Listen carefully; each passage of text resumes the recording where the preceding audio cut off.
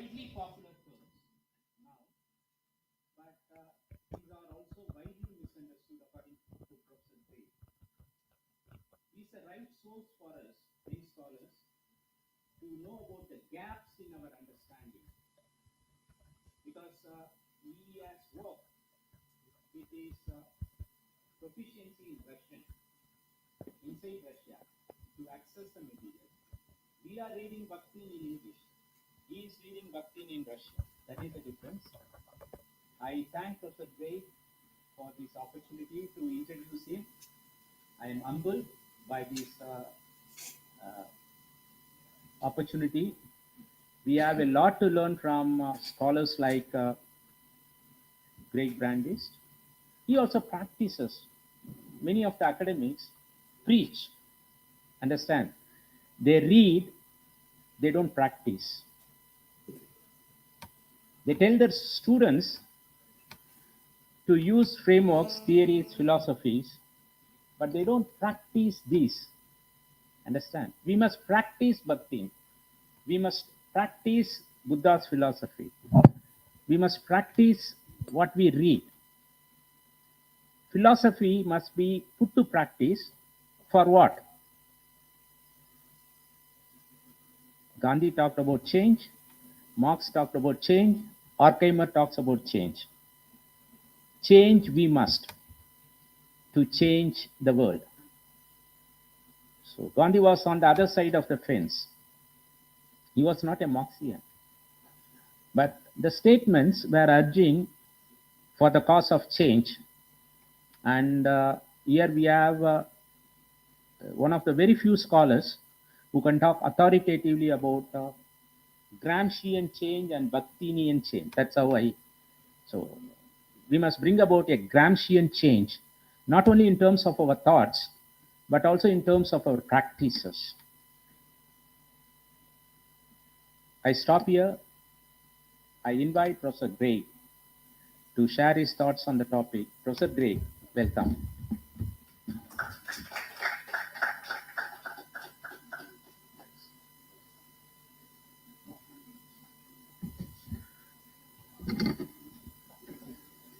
Can everyone hear me okay?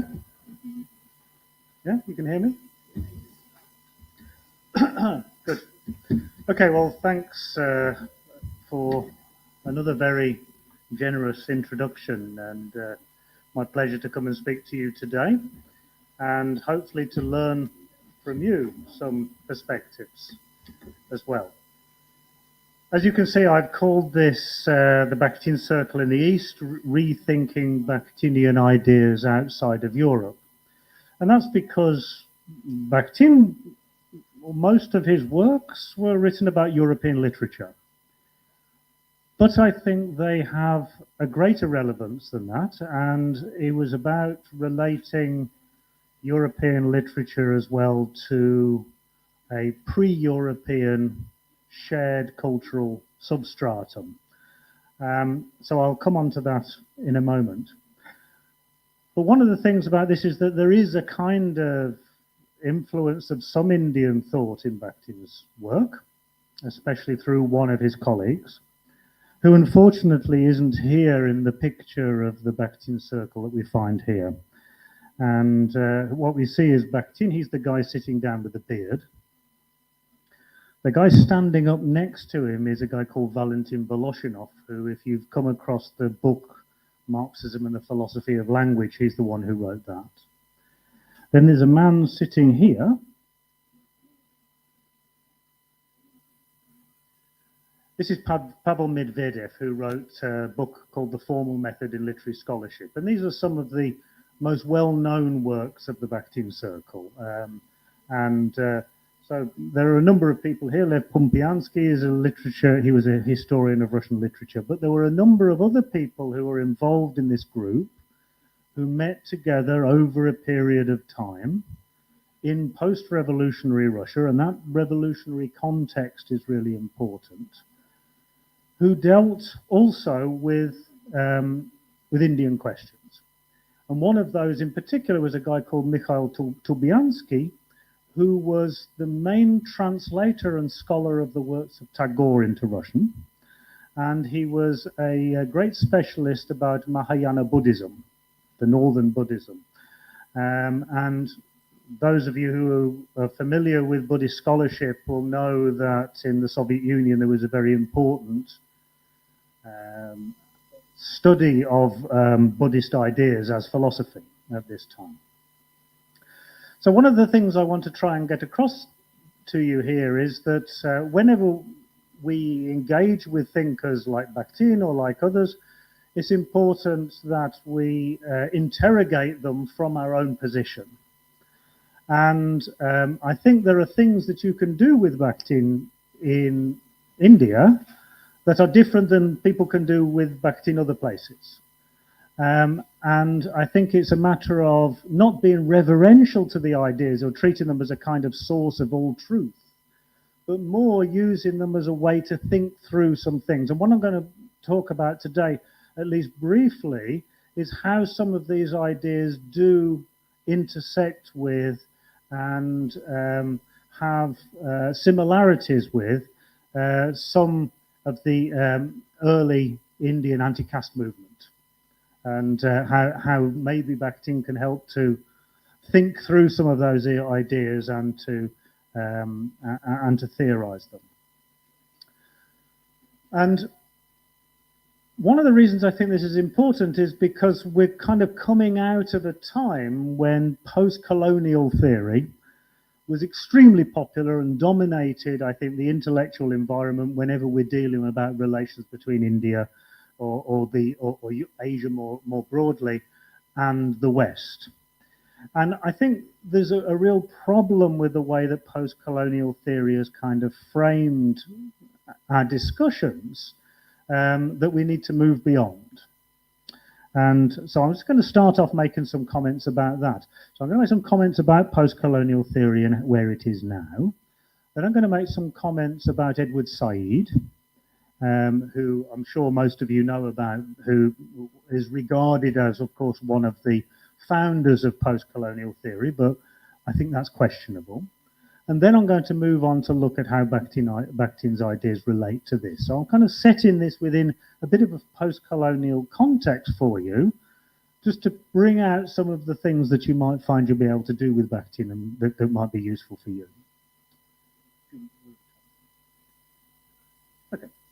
So these are just some comments I want to start off about post-colonial studies. Now, post-colonial studies has really become what the philosopher of science Thomas Kuhn called normal science. And what this means is that it's something that becomes very popular. So it developed especially in US universities.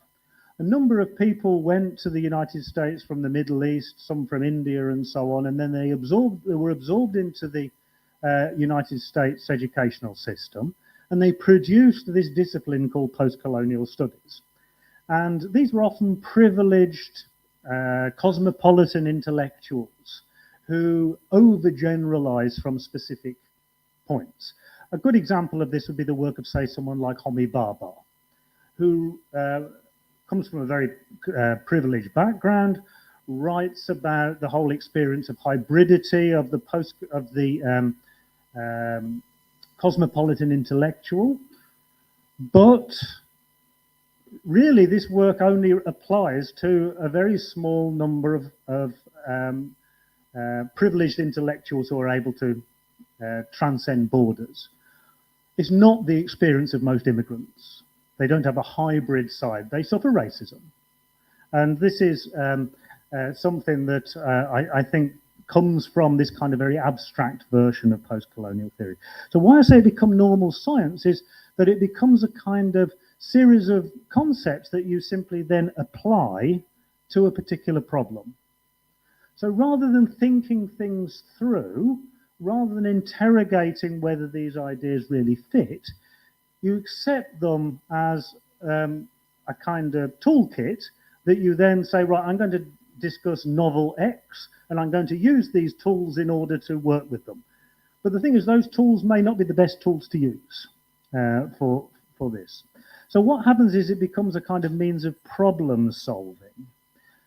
And when people usually talk about post-colonial theory, they usually mean that there are two things that come together that forms this new way of thinking about the experience of people in erstwhile colonies and the way that they were badly affected by the experience of colonization. And one is bringing in Michel Foucault's ideas of power knowledge, the idea that power and knowledge are impossible properly to dissociate from each other. And I think there's some truth to that, but it's perhaps an overgeneralization. And Edward Said's ideas about Orientalism. And what comes from this is this idea that you have this discourse of domination. The idea there's a kind of discourse that comes from the West that's all about subjugating the East and so on. And the idea that this then goes back deep into history, as if there was a kind of European rationality that kind of unfolds and then meets the world that is then colonized and breaks up its culture, breaks up its organic culture, and creates some kind of pathologies that are still being dealt with. So the idea is this kind of goes back deep into history. But it involves a couple of very important caricatures. Two of those things that are basically taken for granted. One is the Enlightenment. The idea that the Enlightenment and colonialism, one simply comes from the other. Absolutely untrue. The Enlightenment was a movement in which there were massive disagreements about all sorts of things, and then colonialization comes in and affects it in all sorts of different ways. There's a big difference between the radical atheistic movements around Spinoza and so on, which were absolutely anti-colonial. The main encyclopedia of the French Enlightenment has an article on colonialism that's extremely critical and negative about it. But then some other thinkers tried to absorb this into that it becomes mixed up with colonialism in some other ways. So it's a complex field in which there's all sorts of things pulling in all sorts of directions. So it tends to be a kind of caricature, and it tends to be a kind of oversimplification. The other thing that post-colonial theory tended to do was to caricature Marxism. And Marxism has got a history going back, of course, to the mid-19th century. The experience of the Russian Revolution is very, very complex. There are all sorts of decolonizing movements that are involved in this. The way that Marxism spread to different parts of the world and then thinkers rethought these central ideas, really important, all sorts of things going on there. But instead of that, many post-colonial thinkers have kind of treated it as a single body of discourse and something that's fundamentally Eurocentric. And I think that's actually a caricature of that. Apart from anything else, we still don't have a proper edition of all the works of Marx and Engels. It simply doesn't exist. It's still being published and has been published since the 1970s. But one of the things is that post-colonial theory, and this is typical of a kind of academic discipline that comes up in somewhere in the United States, presented itself as something new, as if it's something that begins in the 1980s, but it isn't true. All sorts of post-colonial ideas, a critical interrogation of the impact of colonialism on various parts of the world, really critical engagement with that goes back much earlier. And this is often simply ignored, and the problems, all sorts of problems arise from that. And can we go to the next one? So the next one I want to say is that what it involves is a kind of fetishism of the West, as if the West is one single blob, in the same way as the East is treated as one big blob. So what kind of comes out of this is sometimes, instead of you have this kind of subtle analysis about the way that different class societies intersected at the time of colonialism, about how a kind of the capitalist system that was expanding at the time intersected with, Indian Indian society was a deeply class and caste-ridden society when the British got here. It wasn't some kind of organic whole. And the same can be said about all of the other colonies in the world where imperialism imposed itself. So there needs to be a kind of subtle interaction about exactly what happens when these different forms of class society meet each other. But instead of that, and a good example of this would be, you have the zamindari, for example, that they become capitalists. They become capitalists because they are in a privileged position. They end up facilitating colonialism to in many ways. And what comes out of that is a particular formation that is specific to that encounter between different cultures. It wasn't the West simply imposing something on the East. It was something that comes out of both. So this notion that there's a kind of logic or unified logic of the West that encounters these kind of organic societies that were all right before the Europeans arrived is a massive distortion, but one that runs through. And so what you've got is this really overgeneralized cultural geography. And that replaces the various kinds of economic geography that happened because of the patterns of trade and so on and how that developed and what the impact of that was, needs a different kind of analysis. And another thing that comes out of that is this rhetoric of difference, that somehow the people of the East are different from the people of the West. And yes, we want to treat them as if they're more or less equal, but nevertheless, they're different. But the problem with this is, isn't this what the colonialists were arguing all the time anyway? I.e. that rationality is about the West and India was about religion and mysticism and these kind of caricatures. And it's a massive caricature of the reality because, as we know from history, the whole history of the struggles that have gone on, that have been analysed by great Indian historians and so on, that this is far from the truth, that this was the main dynamic of Indian society, that it was much more complex than that. And I think when we then talk about hybridity, about what happens when these cultures kind of encounter each other, it really doesn't adequately tell us about the dynamic of the structures and accommodation and influence that goes in all sorts of different directions at the time. It kind of presents a rather mechanical image of a kind of merger. And I think that becomes a real problem. So I'm going to say something about Edward Said. Said is usually held up as, of course, one of the forerunners, or at least one of the people who really started off post-colonial studies. But Said didn't understand his work as post-colonial studies. And it's really important to say that. He writes this book in 1978 called Orientalism. And this book, Orientalism, is a mishmash of all sorts of things. He brings in all sorts of ideas from all sorts of people. There's stuff from Raymond Williams, Georg Lukács, there's some Foucault in there, there's some Gramsci in there, there's all sorts of things that he brings together. And it's a bit of a muddle, actually, that comes there. But what's important to recognise is what this book was about. And what it wasn't about was a general theory of the East and the West. It wasn't about that. What it was about was the United States. It was about the academic university environment in the United States and how intellectuals in the United States reproduced a lot of the ideas from the colonial era, the British and French colonial era, and used that to justify the exploitation of the oil-rich states of the Middle East. Because what he was writing about was the Arab-Israeli war and how the United States backed Israel in that conflict, and how, in order to do so, it presented the Arab states in a particular way in order to be able to legitimize it. That's what that book was about.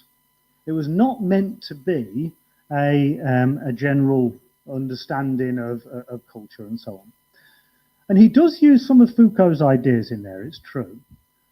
But then he writes a book in 1983, just 5 years after Orientalism is published, called The World That Takes the Critic, that you may have come across. And in this book, there's a lot of big criticisms of Foucault. And here's one of the quotations. And he says, Foucault has a flawed attitude to power that derives from his insufficiently developed attention to the problem of historical change. So he's arguing that you simply can't explain history according to this big model of discourses that's coming in and affecting things. And so the problem he saw with Foucault was this one idea that it's much too monolithic in terms of talking about language.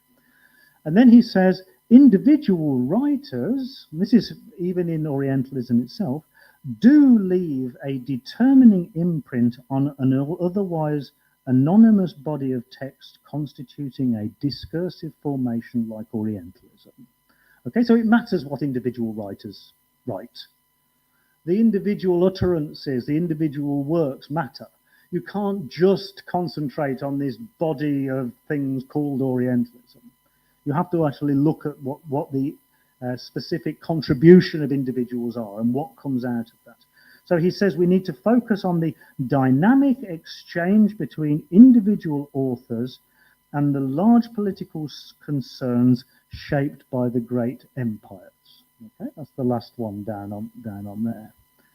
So how individual writers intersect with these larger anonymous historical forces is what he's writing about. So this is very different from the kind of received ideas of post-colonial theory that we actually get in universities.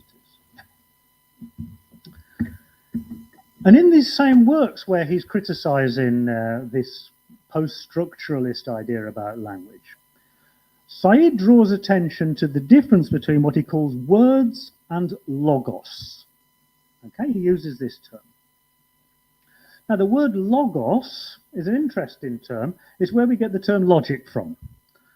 But in ancient Greek, which is where it comes from, it means both the word and rationality. And it's like the beginning of the Bible. Because you know, the Bible originally written in when it was put together as a text in Greek. And in the beginning was the word.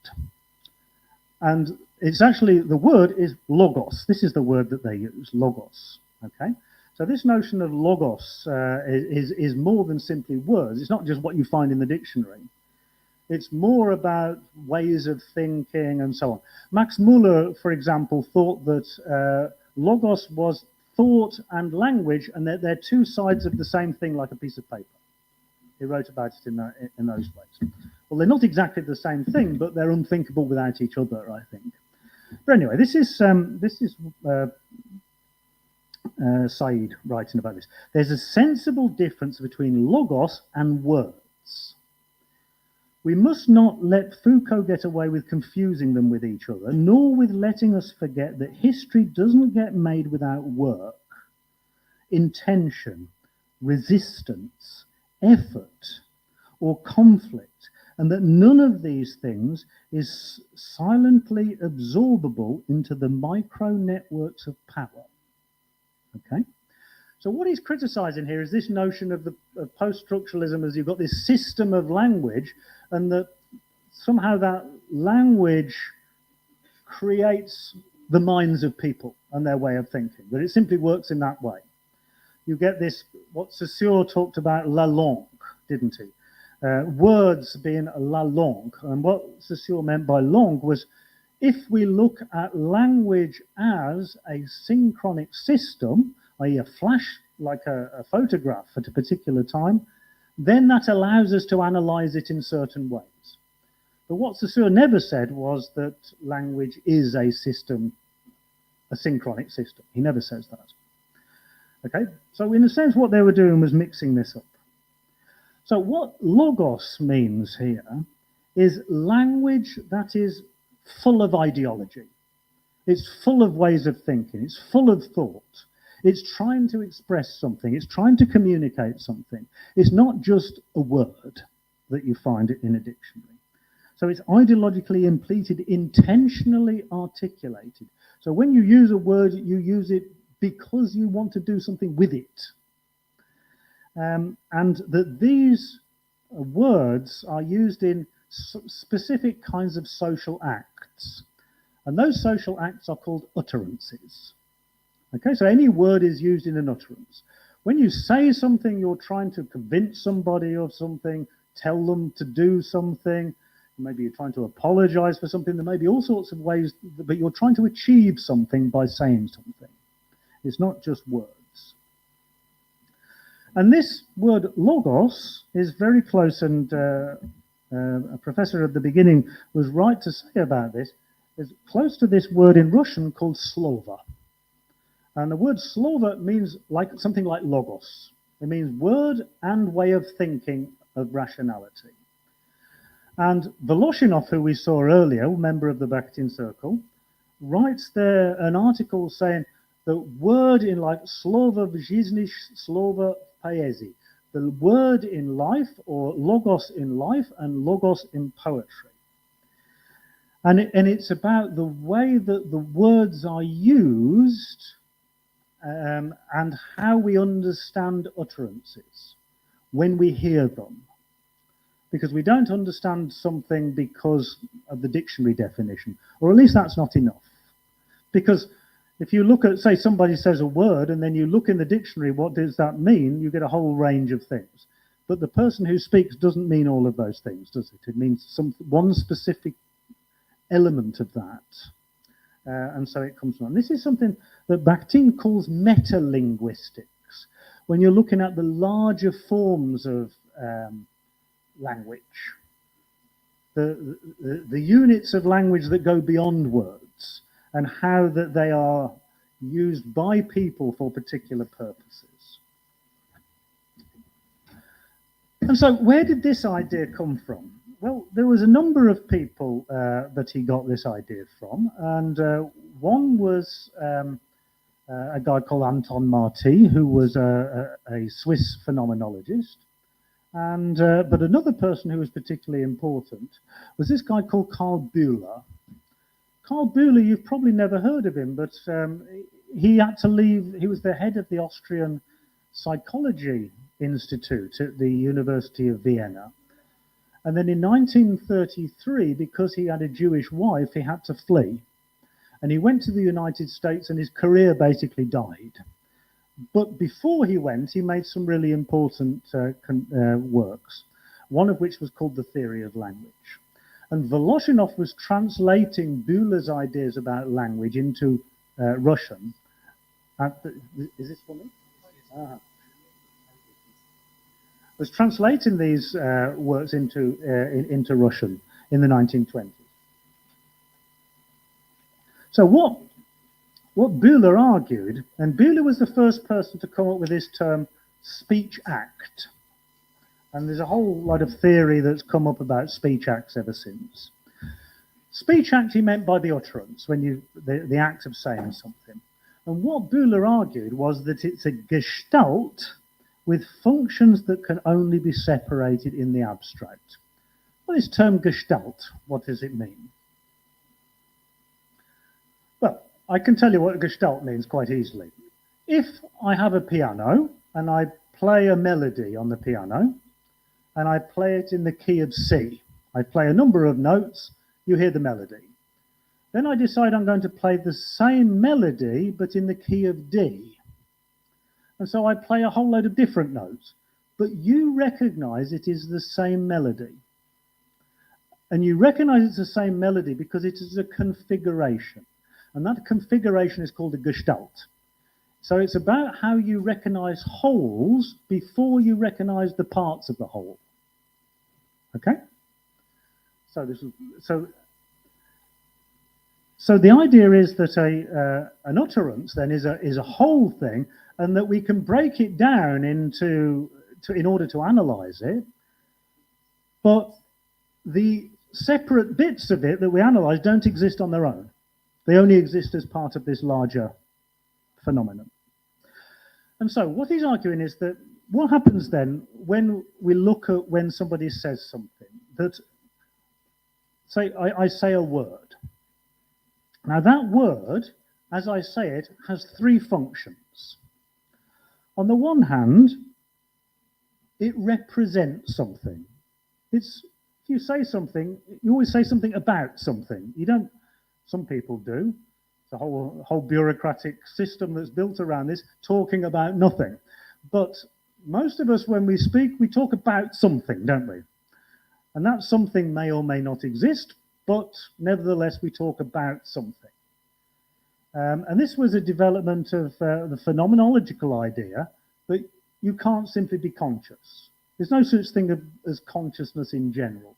How do you know you're conscious? You know you're conscious because you're conscious of something.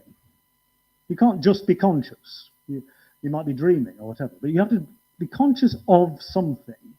In the same words, in the same way, an utterance has to be about something. It might be about oranges. It might be about chairs. It might be about something abstract. It might be about mythical creatures. It might be about all sorts of things, but it's about something. It has a theme. The other thing he said, so that was the first function. The other function is that whenever somebody says something, they're expressing something about their own state of mind. You can say something angrily. You can say something neutrally. You can say something sadly. You can say something in all sorts of ways. But it tells us something about how we feel, about what's going on inside us. All right, so it expresses something about us. But at another point about this, the third function is that it has something that he calls the appeal function or the triggering function. And what this means is that if I say something, I say it because I want some kind of response from you. And that might be simply that you nod your head, that I can see in the audience some people nodding, and I can understand, okay, they understand what I'm saying. Or I might be asking a question, in which case I want a response from it. But always you are trying to trigger something in the mind of the person that you're speaking to. And what Anton Marti, this other thinker, thought was that words don't have meaning, they trigger a meaning in somebody's mind. So there's a kind of rhetorical element to language always when you're speaking. There's no getting away from that. Okay, so it has these three functions. And what Bühler argued was that these three functions have three relational foundations. So there's a speaker, there's a hearer, and then there's an object or state of affairs that's represented. Yep, so every time you have an utterance in one way or another, there has to be all of these three things. All of these three things are always there. They may not be the same in importance, but they're always there. Because it's rooted, communication is rooted in those fundamentally three foundations. Okay? So, how do we know what a word means? Well, we know what a word means if somebody says something from two different things. One is the linguistic context. That we know the meaning of a word because that word is in a sentence. And so, while the word may mean all sorts of different things, we know it can only mean a certain number of things because of the sentence. Okay?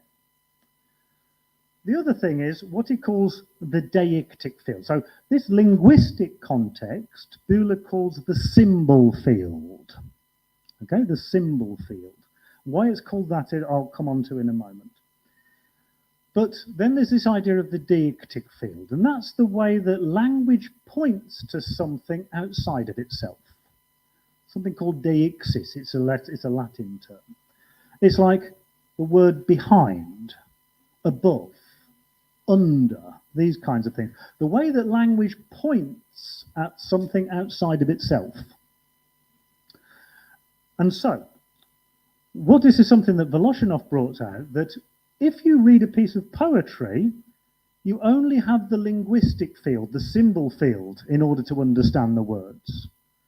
But a word in life, in a shared social environment, you have other things that are important in understanding this. Okay, and this is the diagram that Bühler used to illustrate this.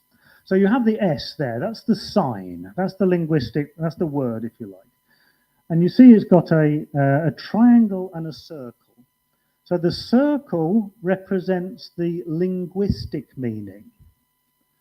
The triangle is the meaning as it's specifically related to the receiver, the sender, and the object of states and affairs. So always the pragmatic meaning, the meaning in life, the meaning in a specific utterance, is more than and less than the linguistic meaning. And the linguistic meaning is always more and less than the pragmatic meaning. The two things don't entirely overlap. And this is important because what it means is that one, in a sense, is logos, and one is simply a word, a linguistic word. Okay?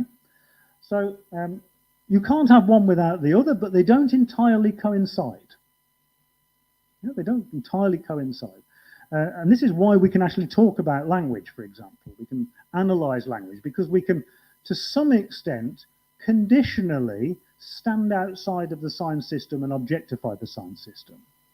And that's something that I'm not sure how post-structuralism, for example, can explain that, but that's mainly something we can discuss.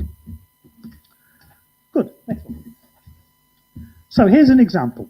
What it meant to be a gestalt. So a word is a gestalt. Now what does it mean? Now, you have a look at this diagram on the left. So these are two diagrams of something called the gestalt switch. The diagram on the left, is it two faces or is it a goblet? Something to drink from? Well, it's both. And what happens is your mind flashes between the two because it's ambiguous. But language is always ambiguous. A word can mean all sorts of different things. And it depends what you foreground and what you background. And so linguistic meaning, if somebody says something, you background some of the meanings and foreground some of the other meanings. And it works like this, a gestalt switch. This one on the right, who in the audience can see a young woman? Hands up, hands up. Okay, good, thank you. Who in the audience can see an old woman? Okay, who in the audience can see both? Right, some of you still can't see both.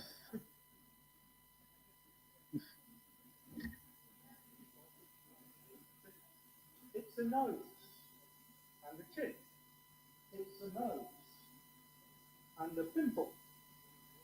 It's the mouth. See? It's the hat. Okay.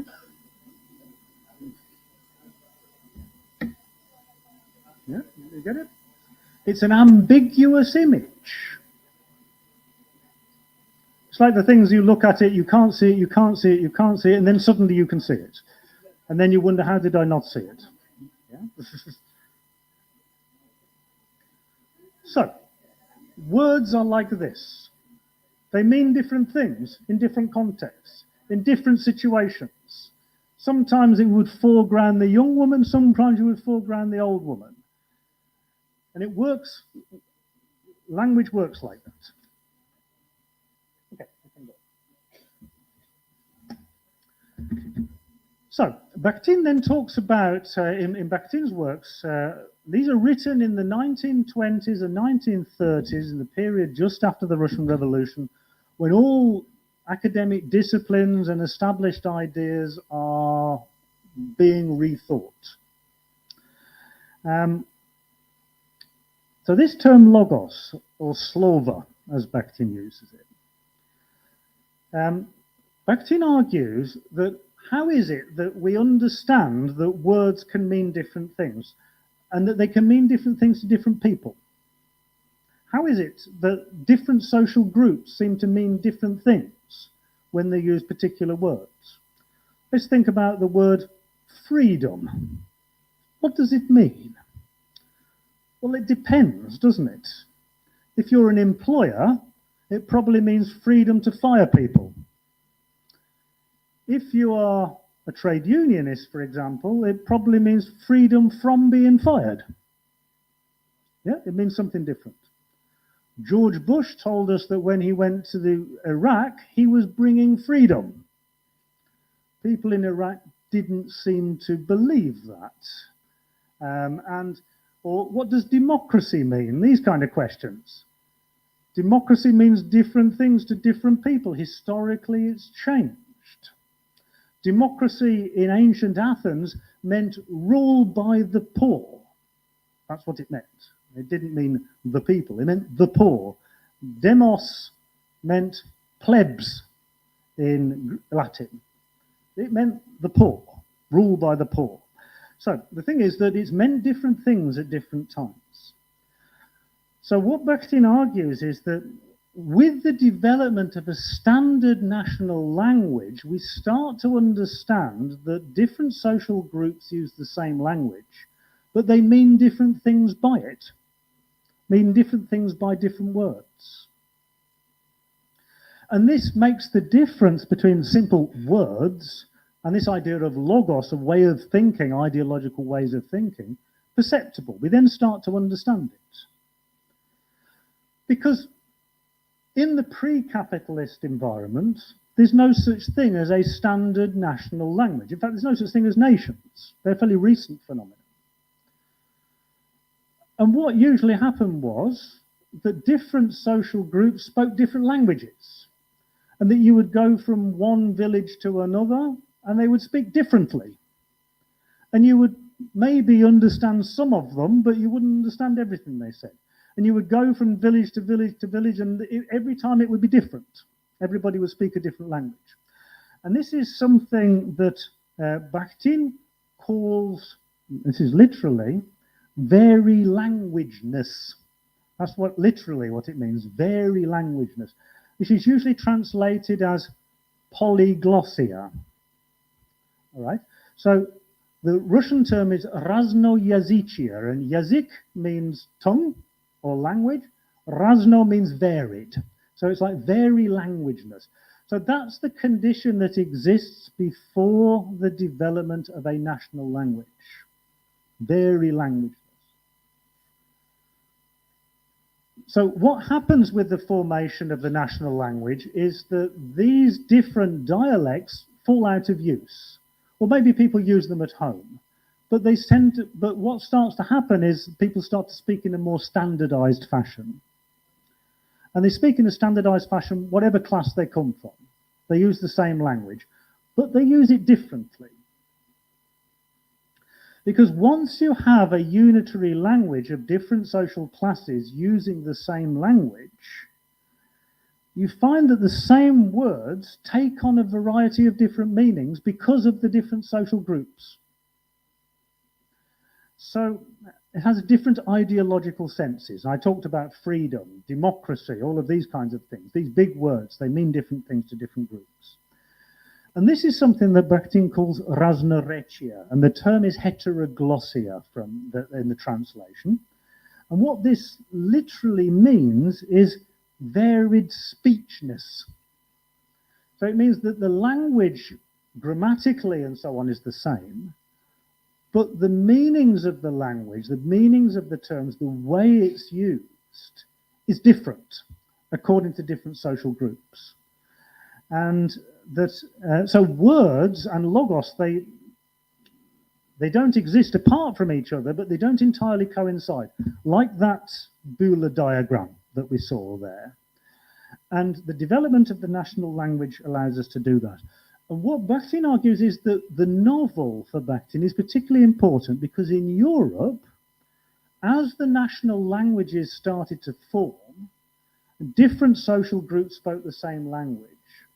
That the novel starts to represent that sociological variation within language. The way that different social groups use language in different ways, and the way that different social groups interact with each other within the language. The kind of struggles over ideas and so on that take place within that. So,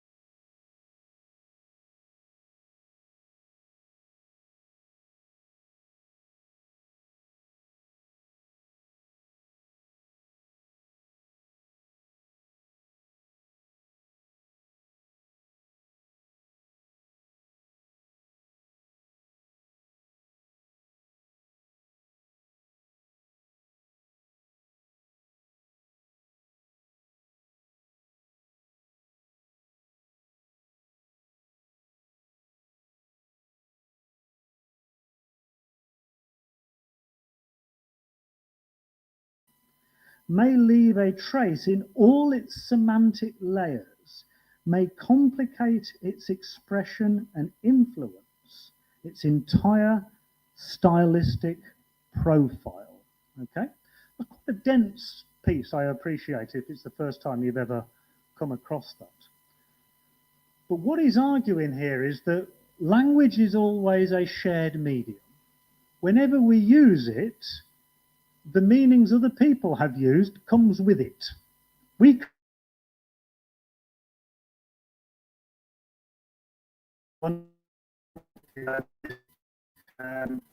the antidote to say when I read a woman, yes, you can't do that because everyone knows you. It makes no sense. You can't just as you want. So every time you do word, directions, you're talking about. And so when we can examine literature, for example, philosophy, analyze context,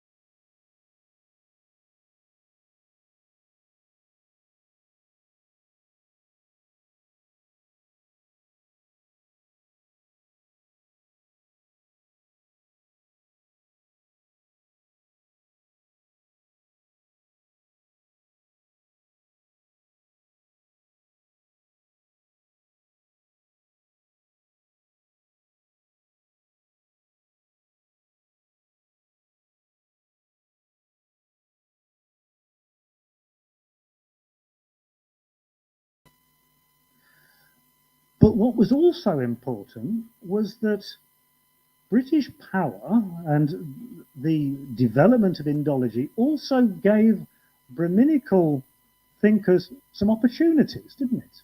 It gave them opportunities of presenting themselves as the leading cultural influences within India, the people that they had to listen to, the people who really understood the essence of Indian culture. This is where they presented themselves. So they were able to pursue their own interests within the framework of colonialism. So people always ask, how was such a small country able to dominate such a large area? Well, because of collaboration. That was the fundamental thing. That was the way it worked. And this was how it worked, that there was certain opportunities for them to develop and to establish their own dominance. Because when we talk about hegemony, and this is important what we understand by it, it's a dialogical relationship. It's a relationship between the language and perspective of one social group meeting another and finding ways to work towards their own advantage and achieving your own aims. So members of one group conditionally pursue their socio-political aims and objectives by subordinating them to another group, which to some extent accommodates them. So Brahminical authority was able to develop and consolidate itself within the context of colonialism. It worked for them for a considerable length of time. They benefited from it to a considerable extent. Large numbers of them did, I mean, quite clearly. And so when we talk about hegemony, what's interesting, if you remember that quotation from Bakin about the way that different evaluations kind of intersect with each other, that's what hegemony means, that not that one simply dominates the other, rather that all sorts of negotiations are taking place within the language at all times. So this notion has become very popular in the West now, the idea of decolonizing the curriculum. And this kind of matters within this context, I think. I read a very interesting essay recently by a woman called Melinda Banerjee, and this is available online, where she talks about this notion of decolonizing the curriculum. What does it mean? You know, to move beyond the old European canons and the old simply European dominant ideas. How do we move beyond it? Well, the thing is that those European ideas were not simply European ideas. They were the result of colonial interactions and all sorts of things. So Banerjee says, and I think rightly, it can't simply mean supplementing or even substituting in the classroom the study of elite white men with the study of elite brown men. The teaching of canonical European texts with canonical South or East Asian texts. This doesn't liberate anyone, it's just replacing one form of class rule, if you like, with another. And that when we look at this question of decolonizing the curriculum, we have to understand it has two different aspects. One is about the influence of state and capital. And yesterday we went to this fishing village outside of, on the coast, not that far from here, where people were talking about the way that the big corporations, the fishing corporations, are coming in and destroying their livelihoods, taking away their land, dominating the environment and so on. This is happening in an independent India. You have the rule of capital. So what happened was when many countries became independent, politically independent, they just took over the logic of capital from the colonial powers that existed previously. And this is one of the things we see. So on one hand, if we talk about decolonizing the curriculum, we have to talk about a critique of the state and capital. But also, it means studying, and Banerjee puts it like this, the resistant consciousness of beings subalternized by these forces, i.e. people who are resisting corporatization, people who are resisting the dominance of capital, people who have different ways of understanding, say, custodianship of the land, who are looking after nature, social ideas of social justice and so on, all of these things. Using about gender relations, all of these things that are embedded maybe within tribal communities and their cultures have different conception of the world that's outside of the domination of capital. So if we want to decolonize the curriculum, we need to understand these people, the people who are subject to the domination of capital and who are struggling against it, and they have different kind of perspectives on this. And I think that when we look at Bakhtin, Bakhtin helps with the first of these. The second of these. Helps with understanding forms of culture that are subalternized. Doesn't help with the analysis of capital. Gramsci helps us with the question of capital, and we'll come on to that.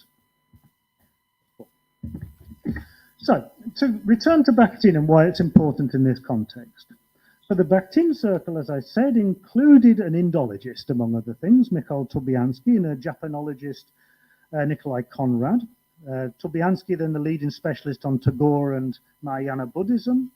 And Bakhtin was a specialist in European literature. But he became a lecturer in world literature. That was his job, professor of world literature. European literature, it wasn't Eurocentric in the negative sense. And what I mean by that is that he didn't treat European culture as a kind of standard against which you have to judge other cultures. That's a negative notion of Eurocentrism. There's another sense of Eurocentrism that means, well, that's your specialism. You're a specialist in European literature, so that's what you start from. And that's not necessarily a bad thing by any means. So what Bakhtin was interested in doing was relating European literature, though, to pre-European, might say, anonymous bodies of verbal art. How is it that novels are related, European novels, are related to or rooted in cultural phenomena that existed from way before the time there was even an idea of what we meant by Europe? The term simply didn't exist, apart from anything else. So how, for example, he writes about how the novels of Rabelais are rooted in the popular culture, the oral culture of the people that existed before there was even an idea about what literature is, before it was even an idea about what Europe is. The term he uses is narodny, narodnaya kultura, which means popular culture. And this was within the context of after the Russian Revolution in the 1920s. One famous theorist of the time was saying that the division between East and West within the Soviet Union was now breaking down. And so there was no such thing as East and West anymore because of the flow of capitals that went out to the former colonies. And that rather you had that this was melting away, and what you were left with was like different layers of culture. You couldn't talk about the layers of the East and the West in the same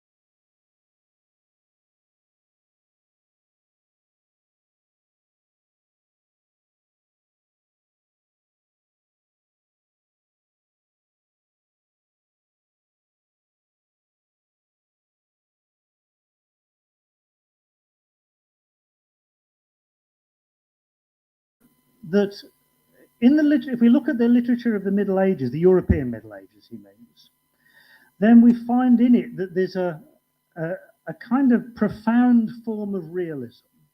And that's found in the popular culture of laughter of the Middle Ages. And that the images that we find in literature of this time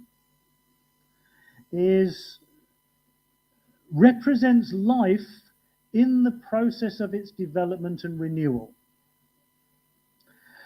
It shows life in the process of incomplete metamorphosis. And that these kinds of images that we find in this literature is, as he puts it, seeking to grasp both poles of becoming in one image. So the images that we find are very different from the classical images, because they're images that are grotesque and that they're images that are in the process of change. And that this is opposed to this one-sidedness of the official culture. And what Bakhtin argues is that this is nothing that is unique only to Europe. In fact, we see something pretty much the same in the cultures of the West, in the East, and indeed, say, in South America or in China or whatever. Something's very similar. And here he was basing his ideas on this idea about the so-called paleontology of plots by a guy called Alexander Veselovsky. And this is a picture of him in Napoleonic pose here. And what Veselovsky argued was that beneath literary works, there are folkloric plots and images, and that these then are also built on these old primordial myths from prehistory. And that they have this everywhere, they have pretty much the same basic features. And what you have are these, what he calls semantic clusters or semantic nests. The Russian term is puchki, that make up mythical thought. They're not organized necessarily rationally, but they're incorporated and repurposed at various stages. So you have the same plots, the same characters, the same images, keep reappearing throughout literature and throughout different kinds of culture. They are structurally the same, but ideologically different, because they're very much of their time. And he had this idea of wandering plots, the idea that you get a basic narrative scheme that migrates from one people to another, but when it does, it gets refilled with a whole new kind of ideological significance. And that these plot structures and these images and these ideas can disappear from view for a very long time. And then suddenly they reappear in culture. So old things in folklore, maybe people don't read them anymore, people don't use them, and all of a sudden they start appearing in literature. They start appearing in the culture. It's a matter of understanding what's going on there, what's happening. And this lies behind Bakhtin's famous ideas about carnival. And here we see this picture by Bruegel of this kind of festivity, popular festivity that's going on. And so what Bakhtin argues is that in the certain popular rituals and popular culture of the Middle Ages, and then we see this coming into literature, there's a kind of ritual inversion of the symbolic culture.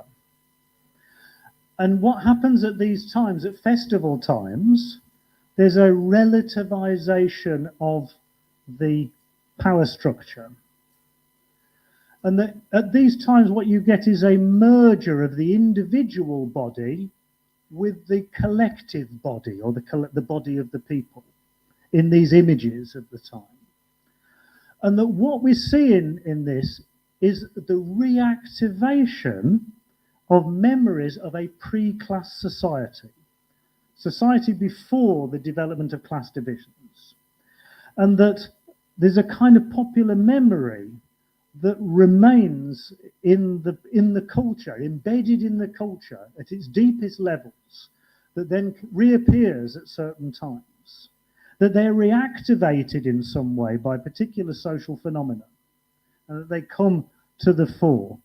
And the grotesque and the indecorous side of images of the body in particular are part of this, as opposed to the symmetrical, beautiful body of ancient Greek vases and so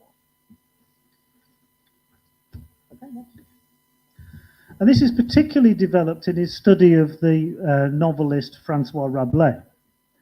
The book called Gargantua and Pantagruel, which was his doctoral dissertation of 1940, and then he made it into a monograph some 15 years later. And in this, he argues that this kind of carnival laughter of the popular festivities becomes a structuring factor in literature.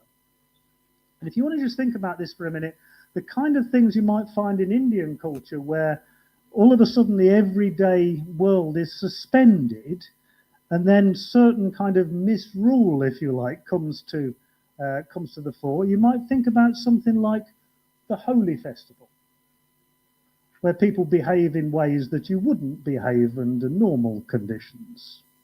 Yeah? So might be one example that you could draw a comparison there.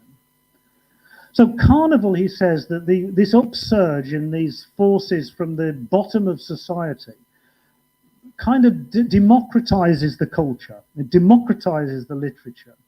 It democratizes the language, because then all of a sudden the language of the masses, the oral culture of the masses, suddenly reappears and comes into public view. And before you get the development of the novel, he argues, there were simply certain islands, certain popular festivities where this happened, but it kind of popped up and then disappeared. But with literature, with the novel in particular, it kind of becomes part of the literature, and it starts to kind of historically develop and affect the culture as a whole. And the novel is really important for Bakhtin for this particular reason, because it becomes this kind of partly serious, partly comic reminder that the world is always in the process of change, is always that the social hierarchy might be different in the future. It was different in the past, it'll be different in the future. That the rigid worldviews of those in power will pass away, will be replaced by something, because they weren't the same in the past. And if we think about, for example, the Brahminical worldview is extremely rigid. This idea that somehow Sanskrit has always already been there. The Vedas had no author. You know, these kinds of ideas. So this idea you have a totally rigid view would be a clear example of that, versus those kinds of ideas that come from beneath. And so what mattered with this is that that European literature, beneath European literature, is this cultural phenomenon, this cultural substratum, but that cultural substratum is not specifically European. In fact, it's a shared Afro-Eurasian substratum, as he puts it. And one of the things he writes in this Rabelais book is that one of the most important sources of the grotesque image of the body that you find in these novels of the European Renaissance period was Indian mythology. Because what Rabelais was doing was drawing upon a lot of popular accounts of what were known as Indian wonders. So people who traveled to India and saw all of the different things that they found on temples and so on, these creatures who are half human and half animal, who look like they're kind of in the process of transition from one state to another, all of these things. Fantastic human hybrids and so on. That these became part of European culture, a part of these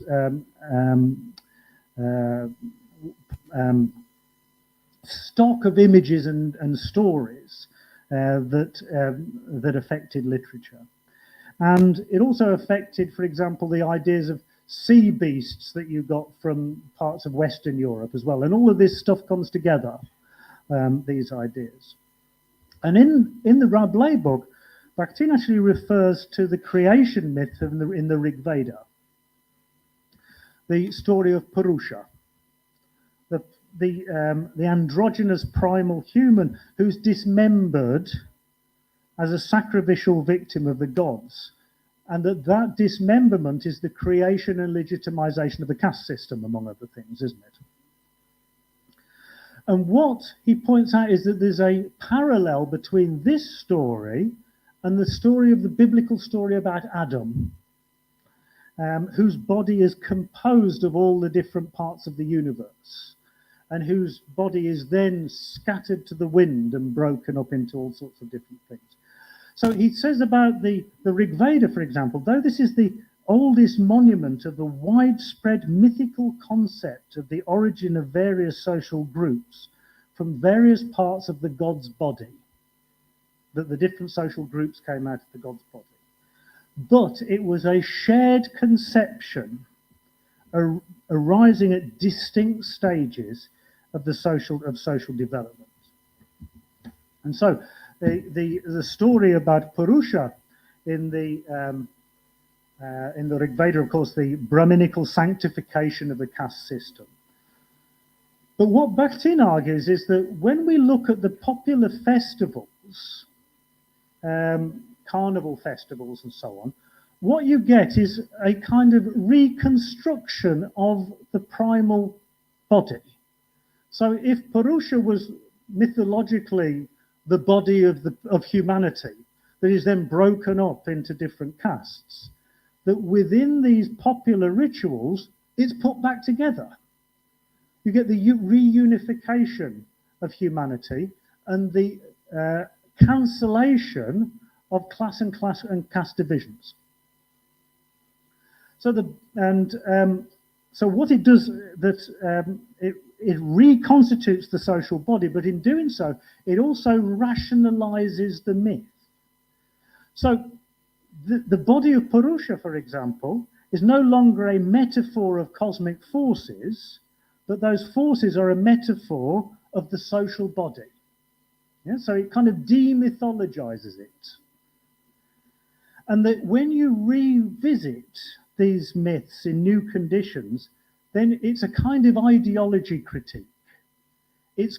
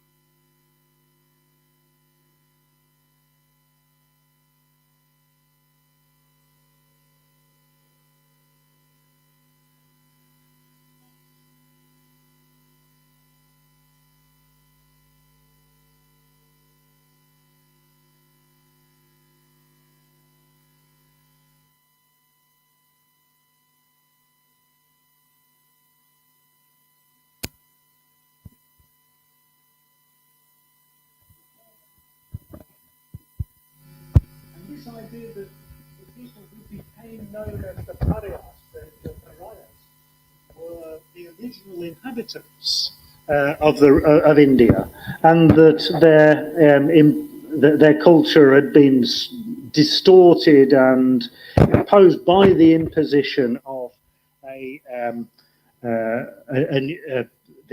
Aryan invasion, and the idea that therefore underneath the official culture of the region there was this pre-Vedic indigenous belief and indigenous forms which he understood as Buddhism, the primitive form of Buddhism, and that the Aryan invasion then had disenfranchised the local population and imposed upon them the stigma of outcast and so on.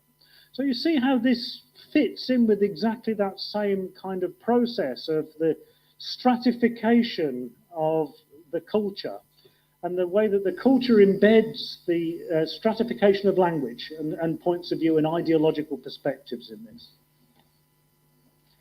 And the whole idea of Dalit Buddhism as it develops this becomes really an intrinsic part of it.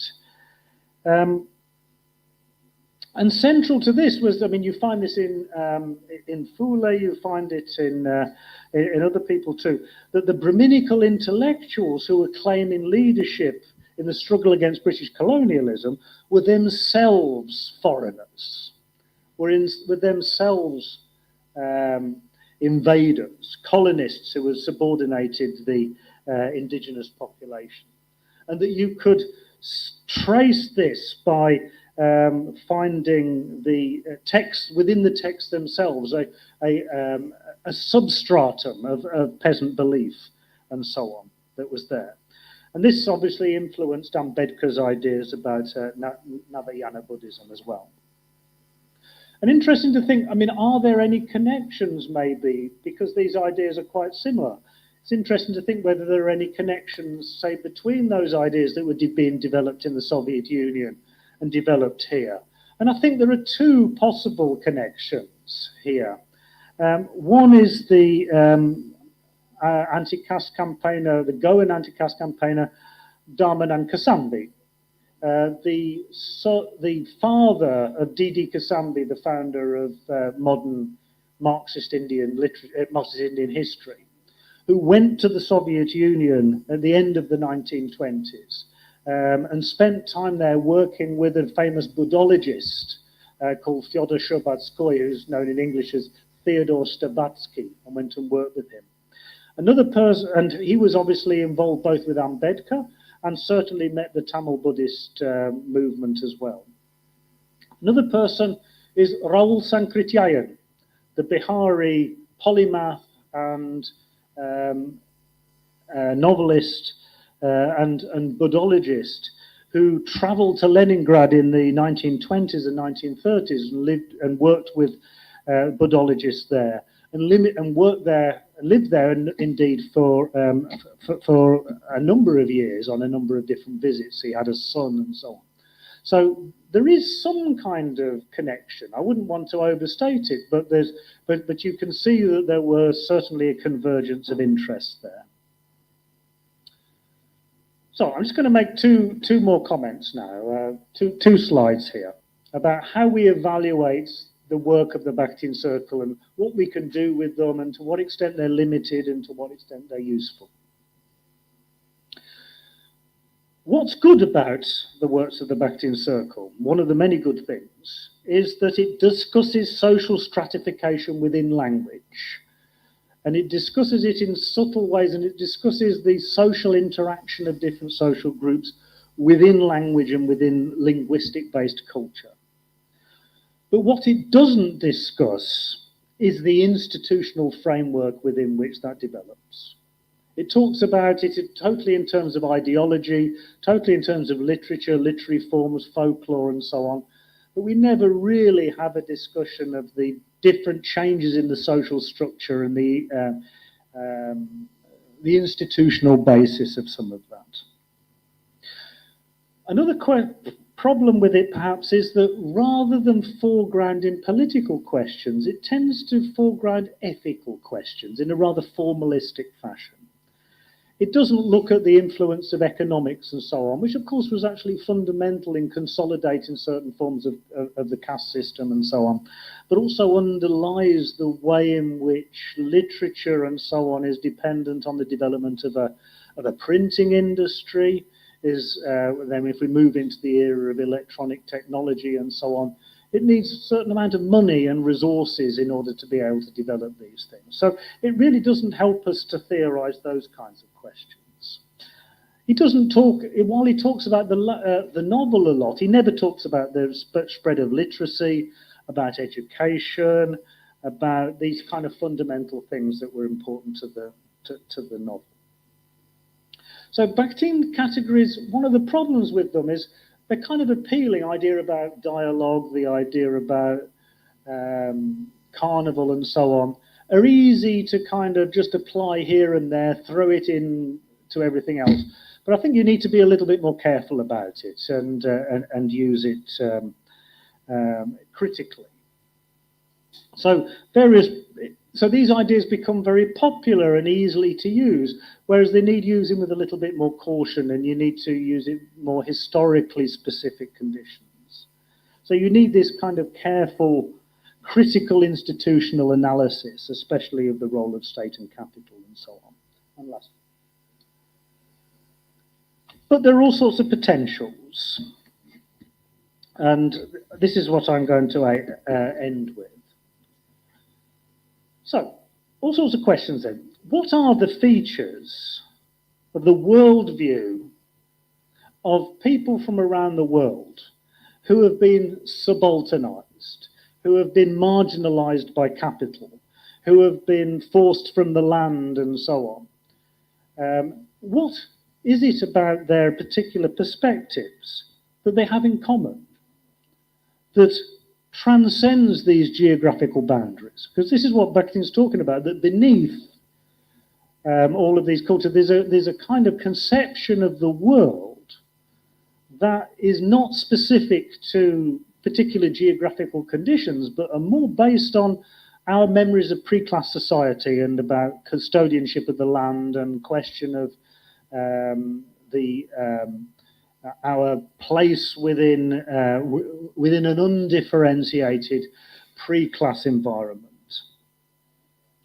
And we can see a lot of things here that I think are possible. Now, if you look historically at the social history of things like what happened during the British Industrial Revolution when peasants were driven from the land, and the forms of resistance, cultural resistance, economic resistance, the different ideas that they developed in opposition to the treating of nature as simply another commodity.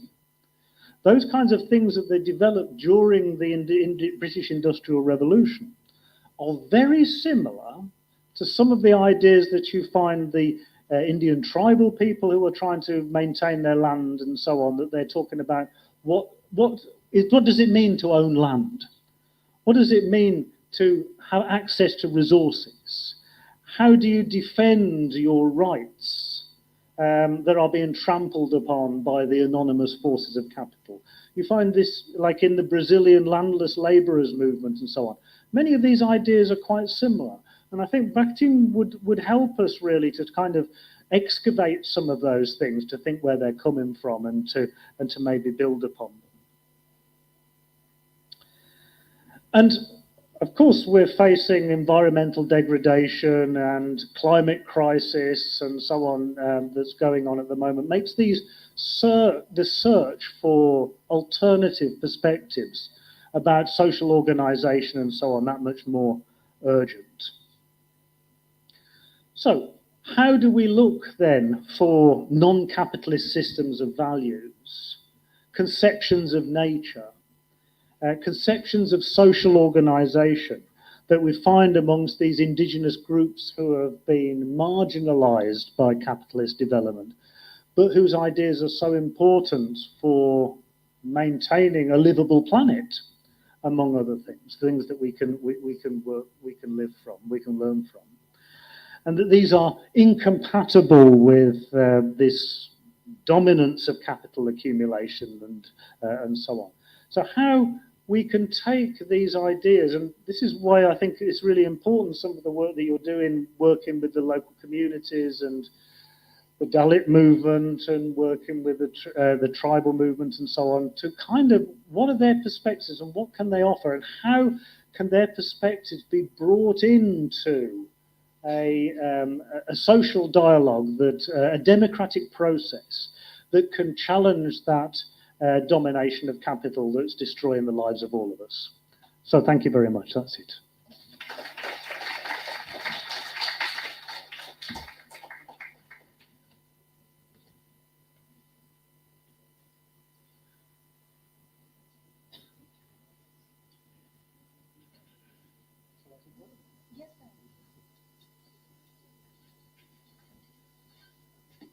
Thank you so much, sir, for your enlightening lecture.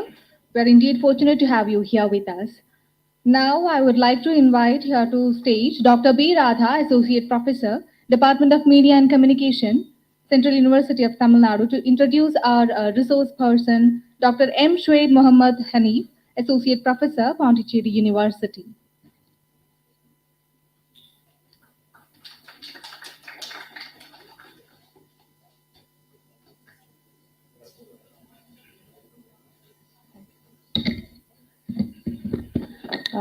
So a very good evening to all of you. Indeed, we have had a very good session, and I would just like to just say a few words about what we have been listening to so far before I could call our Hanif sir. I mean, in Indian context, the theories, the concepts of the Western society has always been kept in a very superficial level. I mean, it's never localized. It's never related to how we could apply it in our local context. But in today's session, I could see Professor Craig relating it into our Indian context, and his works and in-depthness into our systems and structures that have been in place for so many years. So that's really fantastic, and we were able to relate many things. However, maybe I'm just giving you a few things. We have got with us today Professor Dr. Hanif from Pondicherry University, Associate Professor who has put in nearly 2 decades of teaching and research experiences. In fact, he has started his teaching in 2009. And I mean, in communication studies in South India, we all look at it, the person who decodes many theories and concepts to the communication professors in the South India. So in that way, I think he's always been a stalwart and a leader who always takes us forward. So we have very high regards for our Hanif sir. And also, I mean, many times his works on digital cultures, algorithms, he would be the first person talking on these concepts and introducing it to the young researchers of, especially in Tamil Nadu. So I think he has really, laid the road for many of us to follow, be it critical discourse analysis. I mean, on the steps of Ravindran sir, Arulselvan sir, we could also see Hanif sir taking us forward. So we are really happy to have you and Arulselvan sir today here. So to start with this session towards giving a brief on whatever we have been listening here, I request our Dr. Hanif sir to come up to the stage. So please, thank you very much. Yeah. So one thing I would like to say, he's the Sashi Tharoor of our communication discipline. Yes.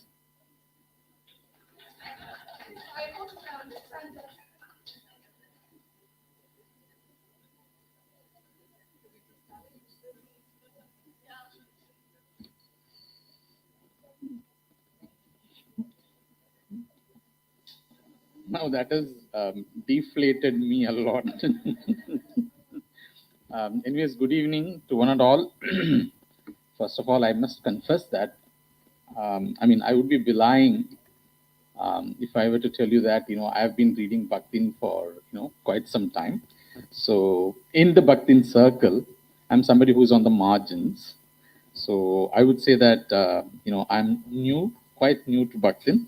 So yeah, you presented, Professor Craig presented, elucidated Bhaktin and his contributions, and of course he also interspersed it with a lot of um, other ideas, like by drawing on instances from the Indian context, right? Therefore, making his presentation heteroglossic in nature. So, in that sense, yes, it is highly appreciable. Uh, so, I don't know if a lot of us are actually reading what do you call Bhaktin. Probably this is going to be a good starting point, sort of a jump-off point for some of us, to engage with Bhaktin as well. So I have taken, down. I have jotted down some points, whatever he was discussing, and I have more of a questions rather than saying that these are going to be remarks. So first, it is the question of heteroglossia. What could possibly be the opposite of heteroglossia, and what Bhaktin was trying to take objection to, right, or take issues with, is monoglossia. So, in a sense, then how are we trying to understand what is truth, right? So that's something I guess, because a lot of PhD scholars are here, and we are engaging in research, and we want to either follow positivism or social constructionism, or there are a lot of these isms and paradigms, right? Post-positivism, and today people are talking about post-qualitative and new materialist research as well. So in this context, how are we trying to understand what is truth, right? So I think Bhaktin is probably trying to demystify truth as something that is, couched in objectivity, something objective. So something that we observe as objective is something that, probably he disagrees with. And so heteroglossia, when you're talking about heteroglossia, then I think that should facilitate more voices participating in the dialogue. If that is the case, then one specific version of reality cannot be understood as the truth. So that's something that would be useful for research scholars to engage with. So I was reading a bit of Friedrich Kittler, media. I was also sharing this with some of my students as well. Friedrich Kittler, when he's talking about media history in his work, I think Discourse Networks or something like that, he talks about the counter-Reformation period, the kind of conflict that takes place between Protestants and Jesuits, and how Protestants would use texts and Jesuits would use images to counter, the arguments or the versions of reality or whatever that is put forth and advanced by Protestants. Yeah, he also argues, Kittler argues, that this is a kind of a harbinger of a sign of enlightenment. I don't know if this is a sign of enlightenment, because you're talking about enlightenment there. The fact that for a long time knowledge was with the priests, and priests gave sermons or delivered messages, etc., which was not questioned or challenged by people. So there was only objectivity. So there was no subjectivity, right? So it was only objective truth presented by one group, or one. I'm not saying it's one person, but let's say it's one group, and that was considered to be truth, right? But I think Bhaktin would like to argue that no, the presence of subjective position, agency, and a dialogue is very important, and that's when the truth is something that's, and truth in the sense, like yeah, he's probably also talking about a kind of ideological critique that is taking place when this dialogism occurs, right? So I guess that is something which you need to focus on. So if I have to take an example of from the context of media studies, I guess for a long time we have been doing this. We have been trying to know, but I chanced upon a video right on WhatsApp. One of my friends had shared it, and this is a very old video. It's BBC's video, so it's like BBC along with editors of 3 newspapers. I forgot the names of the 3 newspapers from UK, London.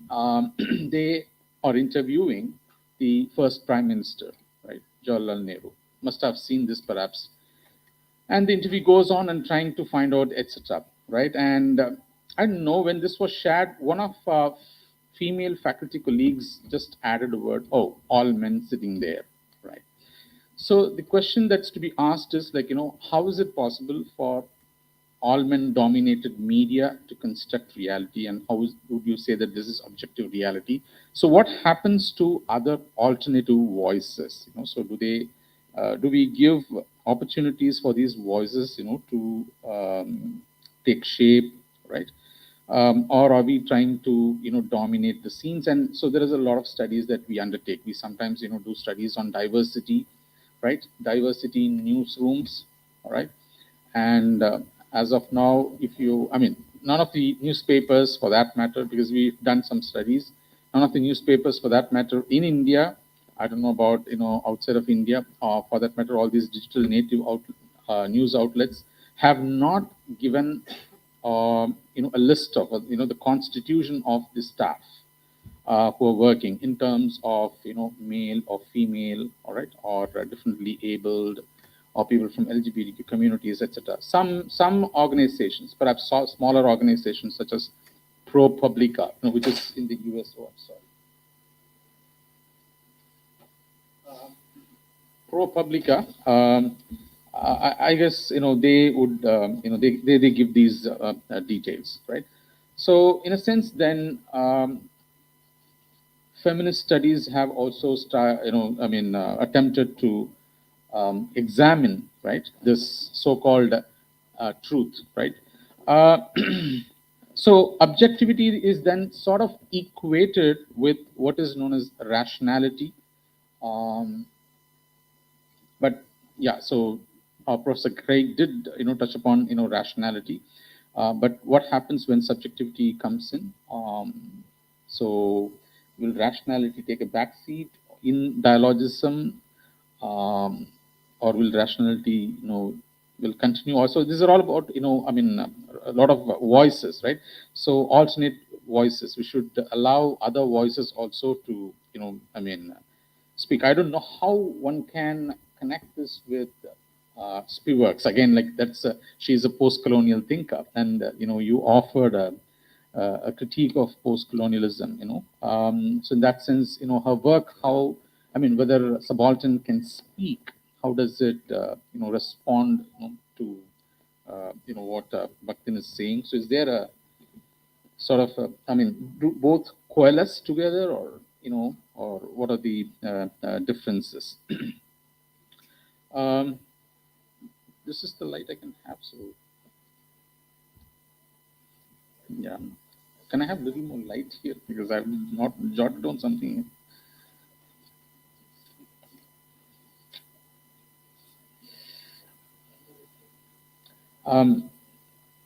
Interestingly, Craig was talking about words. It's a semantic values and stuff like that. So recently, I don't know if anyone ever read an article by Shiv Vishwanath, who is with Jindal Public Policy Institute, and I've also shared this with my students, and I've shared it with the Professor, senior faculty, Dr. Arulselvan. He talks about freedom and independence. He's written a sort of a philosophical level as to what is freedom. Is it freedom of, or freedom for, or freedom from, and what is this independence, etc. So I guess he was also talking about the word, and how sometimes the word is not what it literally means, but it is to be understood in the social context. Social context. So social context would involve a lot of people participating in the dialogue, etc. So that's how this heteroglossia, etc. Happens. But at the same time, you were also talking about the linguistic perspective and the social perspectives. I don't know. I didn't get that. So these are the two perspectives. So is it possible to have a pre-linguistic meaning? I don't know what would how to look at that. So you're talking about perception. You're talking about phenomenology and perception. So is there a way in which we can perceive the world, not necessarily only with the help of language, but even sometimes pre-linguistically, that probably takes us to the quality of firstness of pairs. I think then I'm sort of trying to connect it with the Lewisian effect or something like that. I actually am quite interested. I want to understand how this perception from a phenomenological perspective, and you also related to Bakhtin, differs from the Lewisian scholars like Masumi and people like that.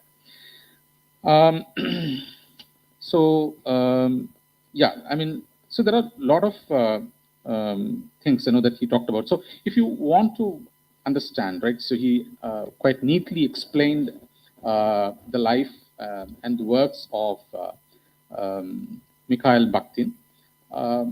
So two of his works. So there's also the story that he managed to publish only two works, which is that politics of I don't know, Dostoevsky's Poetics and the problems of Dostoevsky's Poetics and Rabela and his world, and he talked about both of them. He did talk about certain I mean some of the major contents from these two works. So he focused on novels. Okay, while I'm talking about novels, when I was we were driving down from Pondicherry to Thiruvarur, and Dr. Arulselvan was giving me a lot of information. He said that in Tamil Nadu, the first prose-based novels were written by authors from this region and on this region, right? Especially Tanjavur. So that's something interesting to note. So he studies these novels as literary forms, and he's trying to explain the concept of these voices within the novels, and probably trying to say that the voice does not belong only to the author, but it also belongs to the other. I mean, yeah, there are a lot of arguments that could that are taking place inside. So the other, right? So he talks about self and other, right? I mean, so he tries to connect these two. So this is an exercise I think we can give to our media students when you are trying to train them on something called script writing, for instance, or asking them to write stories, wherein probably most of the times sometimes we might have the tendency to write a kind of an biographical account of our own selves, right? Wherein the self might become dominant, right? We talk more about ourselves. So these are exercises sometimes given to students at school levels or wherever there is a writing course that is offered, and teachers would ask them, come on, think about the other, right? So you write yourself in relation to the other and think about others' problems as well. So it's kind of you will also be able to engage in some kind of dialogue, so what dialogism that Bakhtin is also talking about. So this is something that he's focusing as far as my understanding goes, and that would give you a better account of the story or the novel. So this is what he identifies in these novels. Of course, he's looking at Rabela's I think a French writer and thinker, etc. So that's where he is identifying the folk cultures and folk rituals that he very splendidly explained to us, right? The concept of carnival and so on and so forth. I guess I don't know to what extent, because people have been doing so. You said sometimes we might flounder when we strive to use some of these concepts, and apply this, to study a certain phenomenon. So, for instance, there is a tendency to study memes, or there's a tendency to study some of these programs, some of those, especially memes, for instance. So, can memes be studied, from the lens of Carnival, right? So, Carnival, is a folk ritual that is discussed in the novels of Rabela, if I'm not wrong. So it is a ritual. It is said. I read it that way. Maybe you can please correct me. So it's a ritual that takes place before Lent is to be observed, and you understand that once Lent starts, then the church dominates, and its rules and regulations become dominant. So it's sort of an interlude, a small space in between where everything is sort of reversed. It is an inversion of whatever you do. I mean, in the natural circumstances. So what happens in the this is I forgot where this is taking place. It's in Europe. So he talks about this particular ritual taking place in Europe, and where I mean, kings and for instance, beggars would also be around, and there are role reversals that would take place, and it's said that the poor would pour the wine on the dresses, right, of the king, and nothing is questioned, etc. So, in this context, how do we understand memes as carnivalesque, wherein we do see that we kind of parody, satirically talk about some of the social issues, and sometimes even go to the extent of caricaturing politicians, some of which are taken easily, but there are some politicians, who, or who do not take this kindly to this, right? So some have reacted, quite strongly to this. Some have even imposed certain invoked certain acts, to arrest them, and so on and so forth. So, is it possible then, for us to understand, or would this be a limited way of understanding carnival and carnivalesque, apart from looking at this when it comes to using it in digital context? Likewise, there are when you're talking about multiple voices, this heteroglossia, etc. So.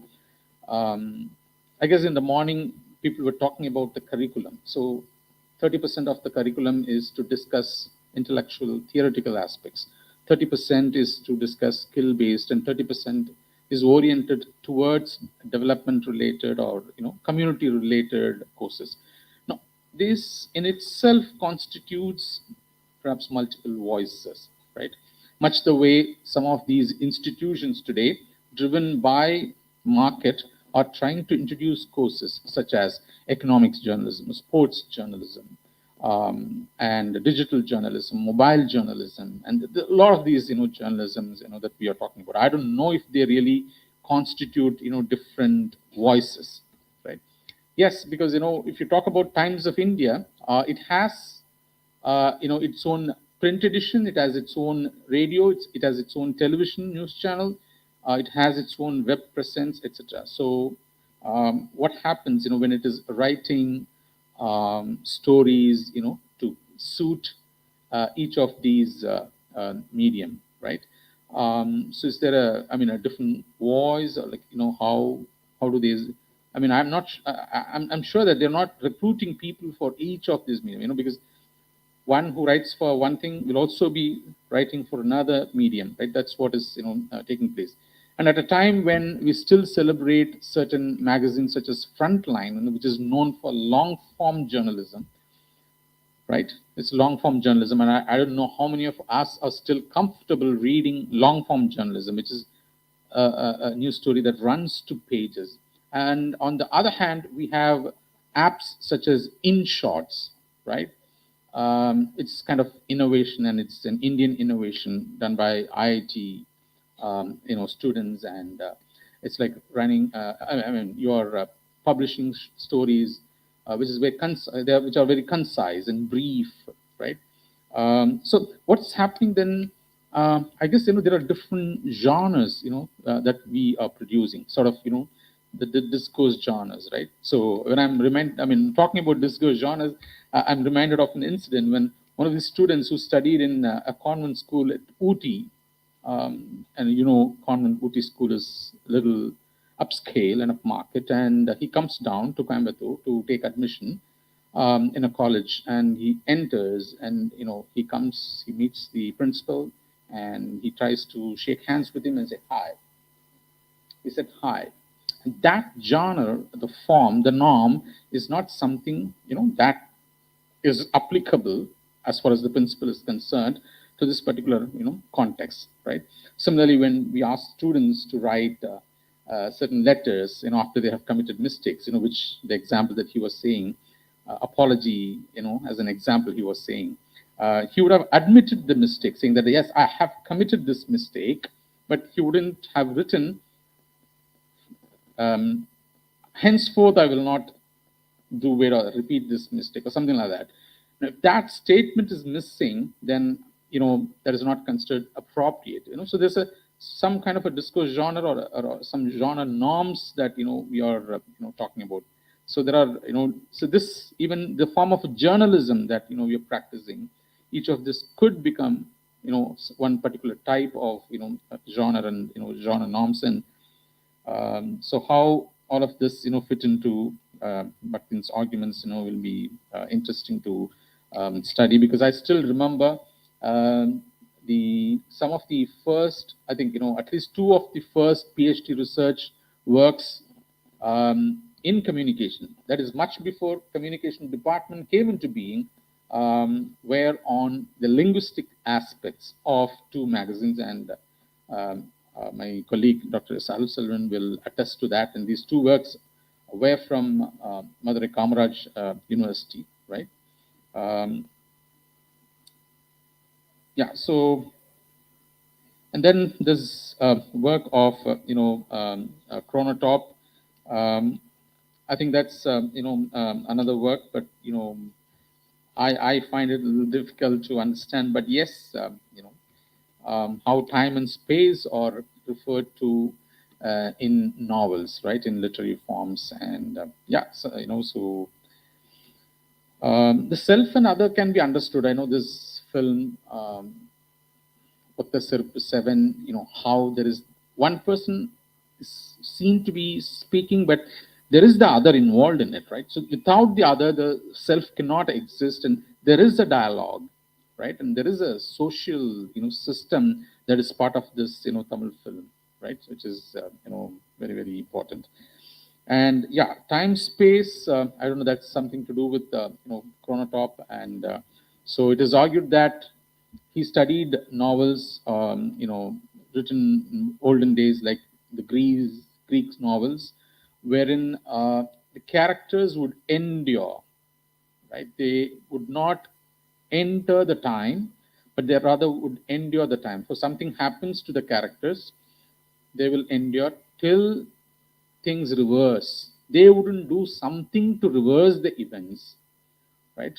So that's the kind of time and space component that existed in Greek novels. But later on, when he examined, the novels of Dostoevsky, I suppose, I mean, the time and space was something different, wherein characters were, also becoming, active, and how they change this thing. So there are a lot of studies based on this time space things, but again, in a digital context, people are trying to do this.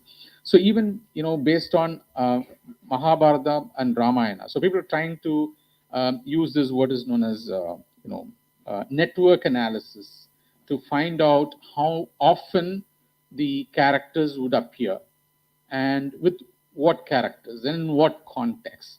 So all of this could be done, and there are a lot of tools available these days.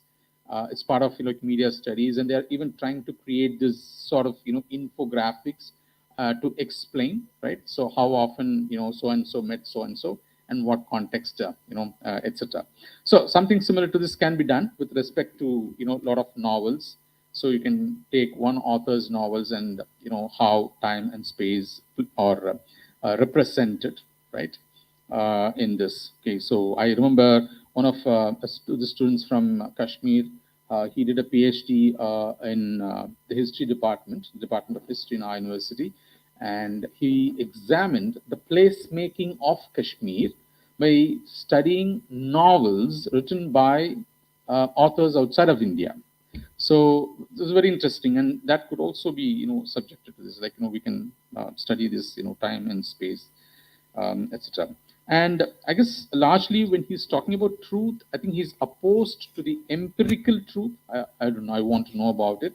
That Bakhtin was sort of opposed to empirical truth, and when dialogism and multiple voices are taking place, there cannot be this quote unquote empirical truth, that can happen.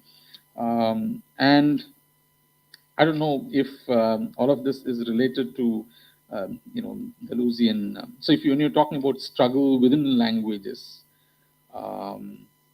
so I think it'll be stretching a bit far if I were to ask you, how does this connect with the difference and repetition of, Deleuze and yeah. So, and yeah, it's interesting that I want to know what is the connection between, Habermas, right? Because, he is also talking about multiple voices that occur, but he talks about consensus. But on the other hand, I know Bakhtin does not talk about consensus. He talks about, he validates, he acknowledges the presence of conflicting relationships that exist, in this ecosystem of multiple voices, right? So there are multiple voices that exist.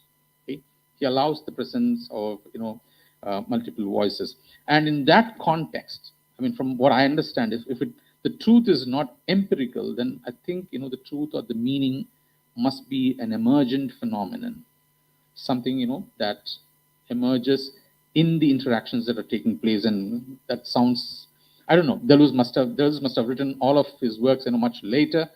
So is it something like, kind of an assemblage and interrelationalities and entanglements and so on and so forth. Yeah, so this is roughly, what I have to say. So you also talked about the language and consciousness of language. Is that something to do with, is there any connection between Husserl's conscious of something? When you're talking about this, and so you also talked about the language having this appealing quality, this triggering quality. So does that reduce language to instrumental function, or is it like intrinsic? That would be my question.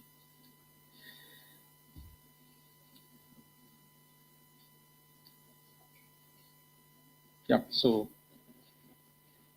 yeah, that's roughly about it. And thank you. Thanks for the opportunity.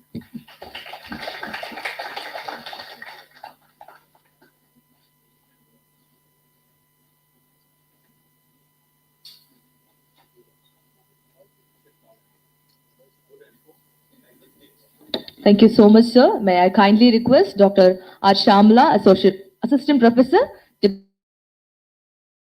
Tamil Nadu, to handle the Q&A session. Ma'am, please.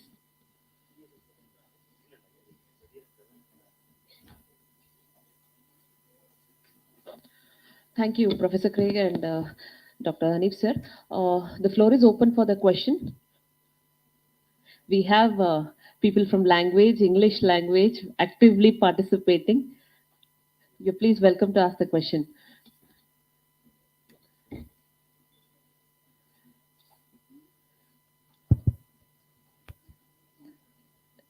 No doubts, no questions?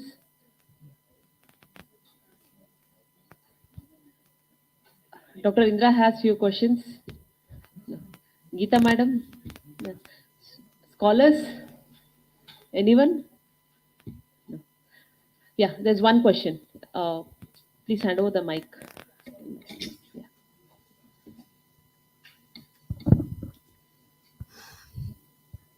Good evening, sir.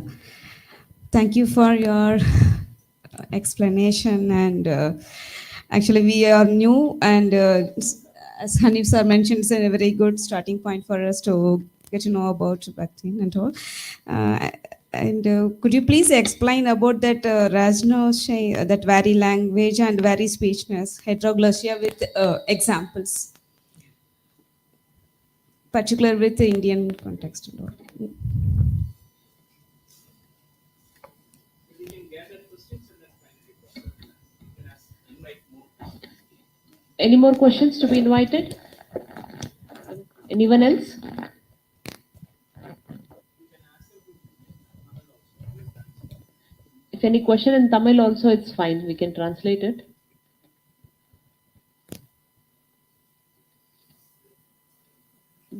No, sir. I think, sir, Professor Craig can answer the question.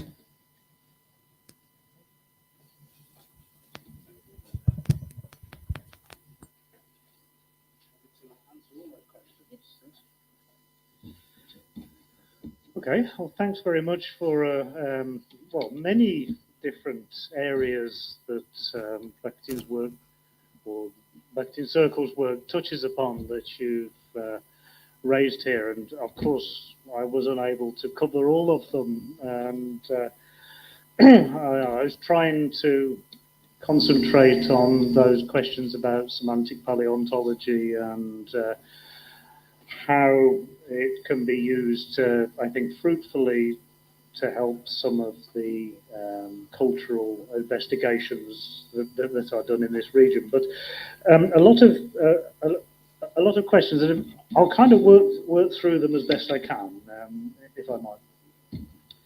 So the notion of heteroglossia raznarečia, so there was a question on this, and you mentioned this at the beginning as well, and that it may be opposed to monoglossia. So,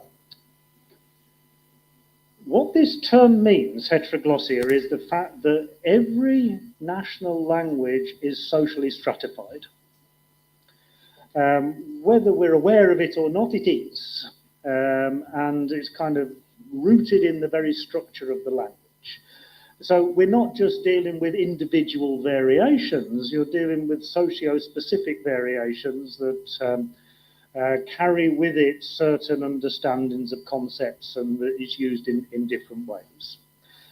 And Bakhtin really is arguing that that's the reality of any environment where you have a socially stratified society in which everybody speaks linguistically the same language. That language is going to splinter in that way. But he says that the ruling class is always trying to impose just one idea about what is acceptable understanding of something like freedom, say, of what democracy means. That there's one kind of concept that applies to everyone. And this is the ruling ideology, if you like, that's being imposed on people.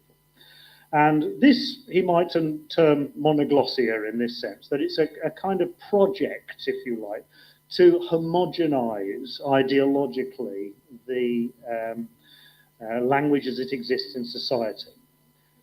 But by definition, it's always incomplete, and it's always a kind of an ongoing struggle that's taken place, and it's shifting and keeps changing. And this I'll pick up a little bit on tomorrow, because Gramsci also has some important insights into this perspective and what that means, but from quite a different ideological perspective. But what's common here between the two thinkers is that it looks at this kind of struggle within society, within a socially stratified language, and socially stratified language is also a socially stratified worldviews, that they are reflected in the particular kind of discourses there. The other two oppositions that Bakhtin sometimes talks about is dialogism and monologism. And he uses this in two different ways, but by the time you get to the essays of the 1930s, what he seems to mean by this is dialogism is a kind of orientation on language that seeks to show the plurality of perspectives that are there, and the fact that no one perspective can claim legitimately to be authoritative. Monologism, it seems to me, is a strange term because for him all language is dialogical anyway. So it's a kind of form of dialogism. It's an authoritative attempt to impose the authority of one particular language on all the others and to marginalize them in this way. Now, how this relates to the question of truth is an interesting one. Now, I think one of the things that we have to say from the beginning is Bakhtin was an idealist, philosophically. He was philosophically an idealist. And he was philosophically an idealist in a very particular way. He was a neo-Kantian thinker, and not like Habermas in this respect.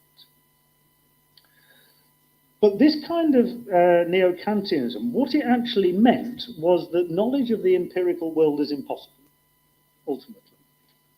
Rather, we are constantly building a world of culture, and we build a world of culture according to certain ethical principles.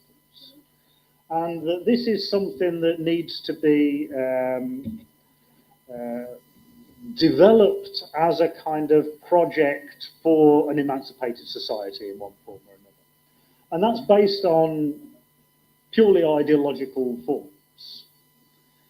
Now, I think, for me personally, this is an idea I find quite difficult because it seems to me that you don't have to jettison the idea of empirical truth to believe that there's no one person can have an understanding of empirical truth, you know, once and for all. And this really comes to, Bakhtin's, I think, has a very limited understanding of the social sciences, of the natural sciences. And this is, I think, quite common in the humanities and social sciences, that people often, they might understand the way that the social sciences and so on work, and they have a kind of sophisticated understanding of methodology and so on. But natural science also has a sophisticated methodology.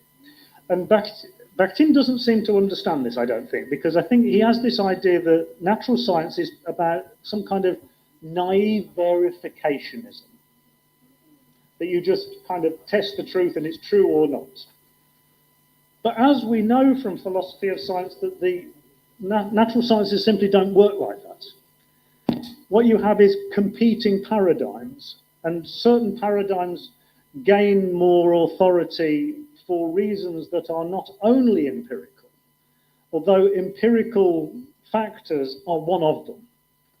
And so what you've got is that natural sciences are deeply dialogical in this way, because you have competing perspectives that people are struggling over. And so obviously there is an important empirical dimension to that, but that's not the whole story about the way that natural science works, because there's all sorts of questions about capital investment and so on that comes into natural sciences. So I think Bakhtin has a rather superficial view of natural sciences, and then it's like a straw man in a way, that he then builds up these ideas about social sciences and so on against it. Now, when we move to, so Bakhtin talks about literature, as I said, he talks about literature quite a lot, but he talks about literature outside of the context of its institutional frameworks. So he doesn't have a great deal to tell us. So when he talks about the novel, the important thing for the novel for him is that it is the kind of coming to self-consciousness of the national language. In the same way as Hegel talks about spirit as the coming to self-consciousness of spirit. So for Bakhtin, the novel is, or for Hegel, it's philosophy that is the coming to self-consciousness. For Bakhtin, it's literature. The novel is the organ through which the society comes to objectify its language and understand it as socially stratified and so on. And so the novel is important for him because it models the emergence of the national language from this pre-national states where there was a like plethora of dialects. And so if then we're going to move, so if Bakhtin is inadequately dealing with the question of literature and the novel, because it's published in certain ways and so on, it's even more problematic if we then try to simply bring those ideas into something like media studies.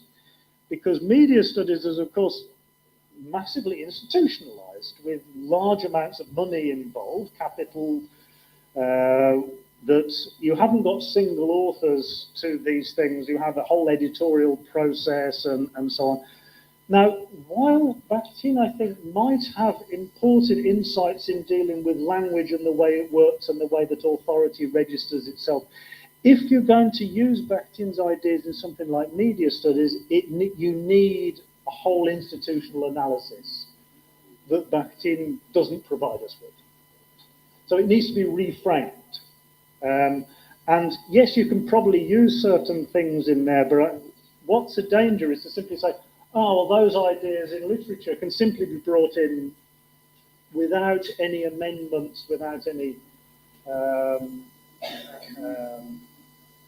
revisions, which becomes very mechanical, and I think it then empties it of significance apart from anything else. But we need to understand that there are limitations here, and while we might be able to use Bakhtin's work to tease out certain ideological biases and so on, then we have to understand in something like media studies that we're dealing, you know, because Bakhtin has nothing to say, for example, about film. At the time Bakhtin's writing, there's the massive upsurge in Russian filmmaking, really important Soviet filmmaking going on at the time. He has nothing to say about it.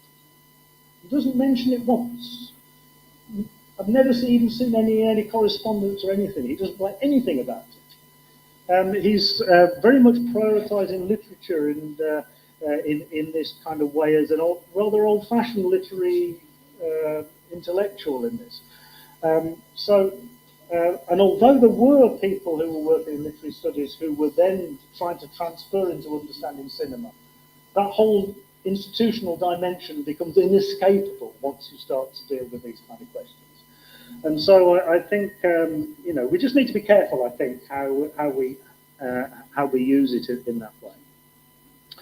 The question of rationality is an interesting one, because what Bakhtin is dealing with is this idea that there's a dialogic rationality in the human sciences and a monologic rationality in the natural sciences. And I've already said why I find that problematic. I think it isn't. But where this comes in, I guess, is because Voloshinov in Marxism and the Philosophy of Language argues, for example, there's always a struggle over the meaning of important words and terms and so on that's taking place. And that what the ruling class is trying to do always is to impose, so that what he called the inner dialectic of the sign, the struggle over meaning, that this is, that the ruling class is always trying to kind of stifle that and to impose upon a particular meaning. We might say in India today would be an example of this would be, you know, what does it mean to be a Hindu, for example? There's a big struggle over those kinds of questions that's taken place. And the idea that certainly comes from RSS or whatever is there's one correct meaning to this, rather than the plethora of different sects and so on that we know that what came to be known as Hinduism really means. So it's the fact that it's trying to stifle, if you like, the ruling class is always trying to stifle that the ideological development of alternative perspectives. And this isn't necessarily related simply to truth, because like when Bakhtin talks about the novel and the comic novel and the grotesque novel and so on, and why that's important is because it looks at reality and it looks at the world from a different perspective. So it looks at the world from below, or it looks at the world from the kitchen, not from the palace. And that in doing that, what it's doing is bringing about a more kind of scientific attitude to the world, because science, as we know, works when there are competing ideas, when there's open debate and struggle over things, where you talk about methodologies and so on, and you debate it through. So, and then you bring in multiple perspectives, and then you kind of work out a kind of systematic understanding of things. And so, I think where Dept is useful in this is that it talks about the way in which the marginalised perspectives of the masses has nevertheless an important knowledge that's embedded in it, that needs to be liberated and to be brought forth and to take part in the social dialogues of the larger world and so on. And then it is an interesting thing to say, you talk about Spivak there in this famous article, Can the Subaltern Speak? Now, there's a rather interesting critique of Spivak, which I read recently, by a woman who's actually an Indologist called Dorothy Figueroa, I think her name is. And what she argues is that this is a kind of Brahminical move that Spivak engages in, because she thinks that she can speak for the subaltern, in this sense, that the intellectual who has made it in the United States academia and so on now can define exactly what the subaltern really thinks. They can't speak for themselves, perhaps, but we can articulate it for them. And there's a kind of paternalism, perhaps, involved in it. Whether that's fair or not, I don't know, but it's an interesting perspective, maybe just to bring to bear on that. Is there such a thing as a pre-linguistic meaning? Well, this is a really interesting question, actually. The headline answer to that would be no, I guess. But that doesn't mean that all consciousness is linguistic, I think. Because it may well be true that you can't have thought and reflection and judgment and so on without language. You clearly can't. But all organisms go around the world and engage in practical activities without thinking about it explicitly in that way. So I say I need to go out to the toilet, I'll just head for it and do my business, and I won't sit there thinking, well, now I'm going to do this, and then I'll do. You don't rationalise it in this particular way. You simply do it, organisms that don't have language do that. Cats do it, or whatever. There's a kind of way in which you organise your way around the world, the kind of life world, if you like. But it's once you reflect upon that and want to say something about it, then of course language is then inescapable. And but I think this model that I showed is quite a good one in a way, that the linguistic meaning isn't everything. The fact that the pragmatic meaning, what you're trying to do with language, always exceeds the linguistic dimensions.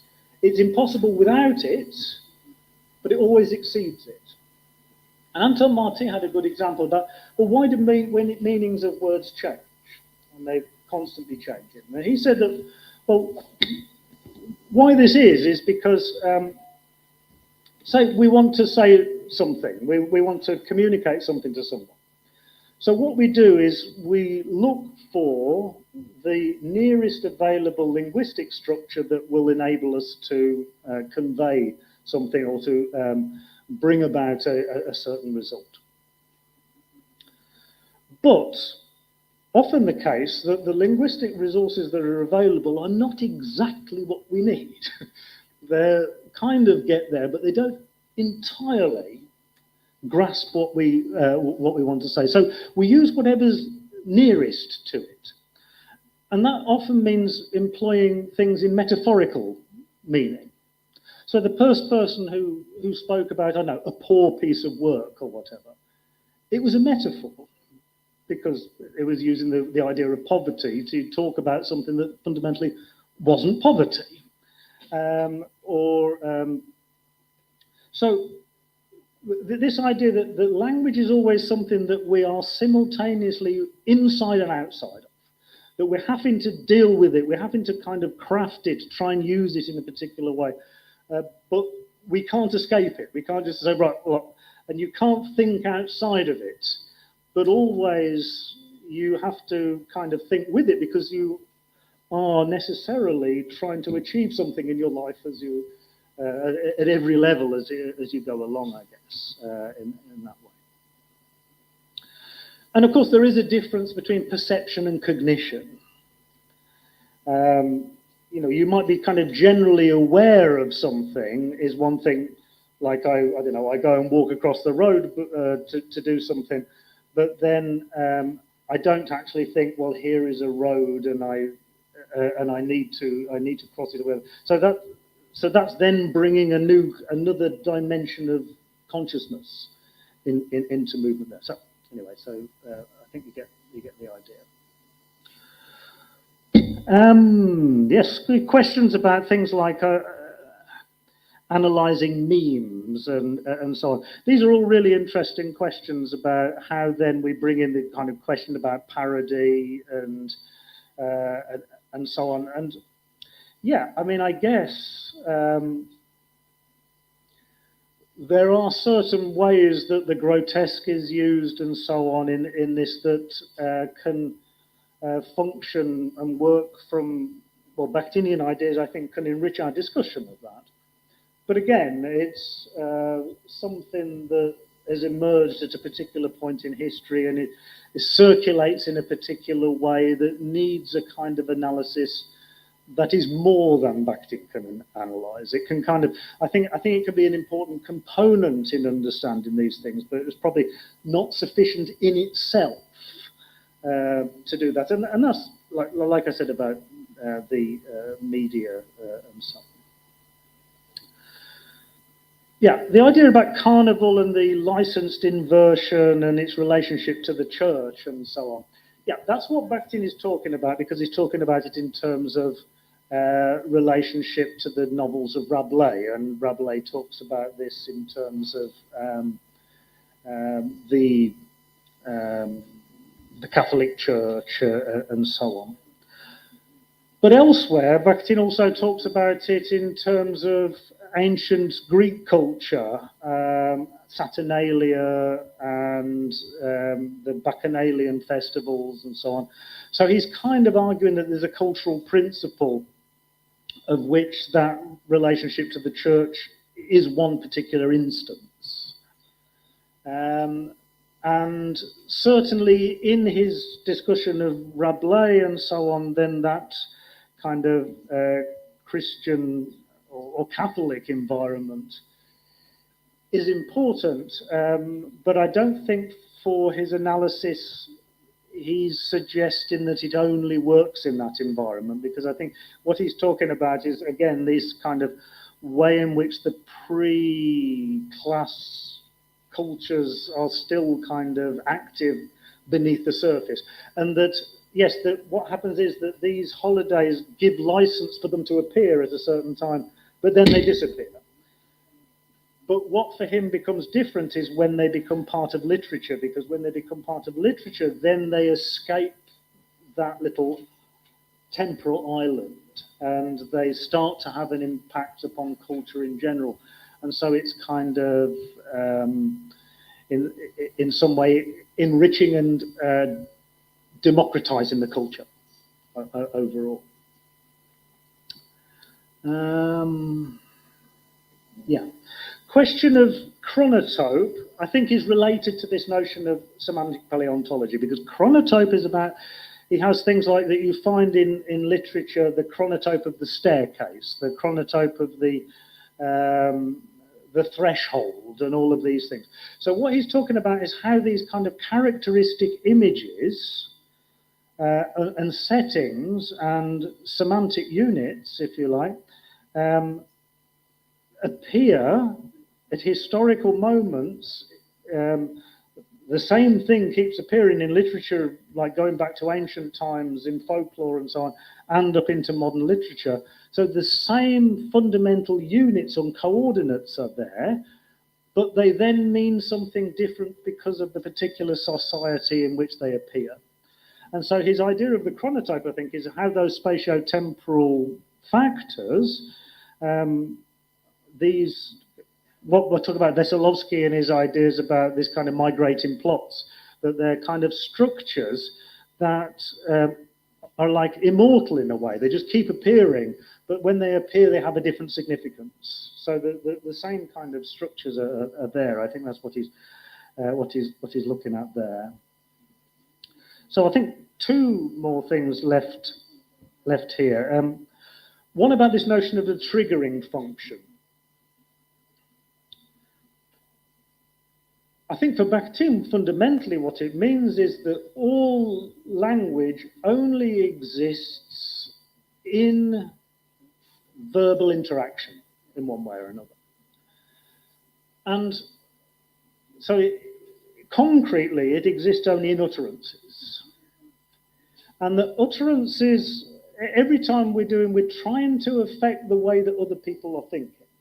So I might be trying to convince you of something, or maybe, ordering you to do something, or I might be, engaging in a number of different modalities. And that this is an inescapable dimension of every speech act. So if I'm talking to myself, it's as if somebody else is there. It's a kind of fictitious simulation, if you like, of that. And so I think that's what he means by it, is that you're always kind of responding to something that was said before, and you are anticipating something that may be said or done in response. And so anything you say or write or whatever is already embedded in a chain of utterances, whether you're aware of that or not consciously, whether you reflect on that and know that's the case. But nevertheless, that always is the case there.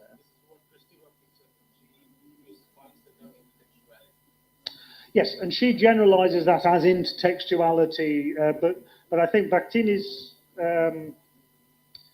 because she's then turning it into a very much a kind of structuralist principle, and I don't think Bakhtin's doing that, but it's a legitimate development, I think, of what Bakhtin talks about there. Yeah, and the idea of discursive genres is an interesting one, and where this comes from is a guy called Lev Yakobinsky. And what Yakobinsky argued, and this was somebody that was Voloshinov's, one of Voloshinov's supervisors at Ilyasbis Institute, where he was writing this Marxism and the Philosophy of Language. He talked about the way that under capitalism, there's a proliferation of what he calls public genres. That language is used in characteristic forms, for example, in the press, in court, in parliament or whatever, that all of these typical forms of public genres start to proliferate, and they become an important part of everyday life. And that, yes, they existed previously, but only in embryo. There were only a limited number of them, but they kind of really flourish and come into systematic nature of them develops. And then what Bakhtin tries to do then is to say that you can apply these generic categories to all speech acts in one way or another, that there's a letter or whatever. We can look at them in terms of genres, which is a legitimate development, and I think it's something that's been built upon creatively by a number of thinkers, not least the Tartu school of structuralist thinkers and so on. Yeah, I think that's more or less everything.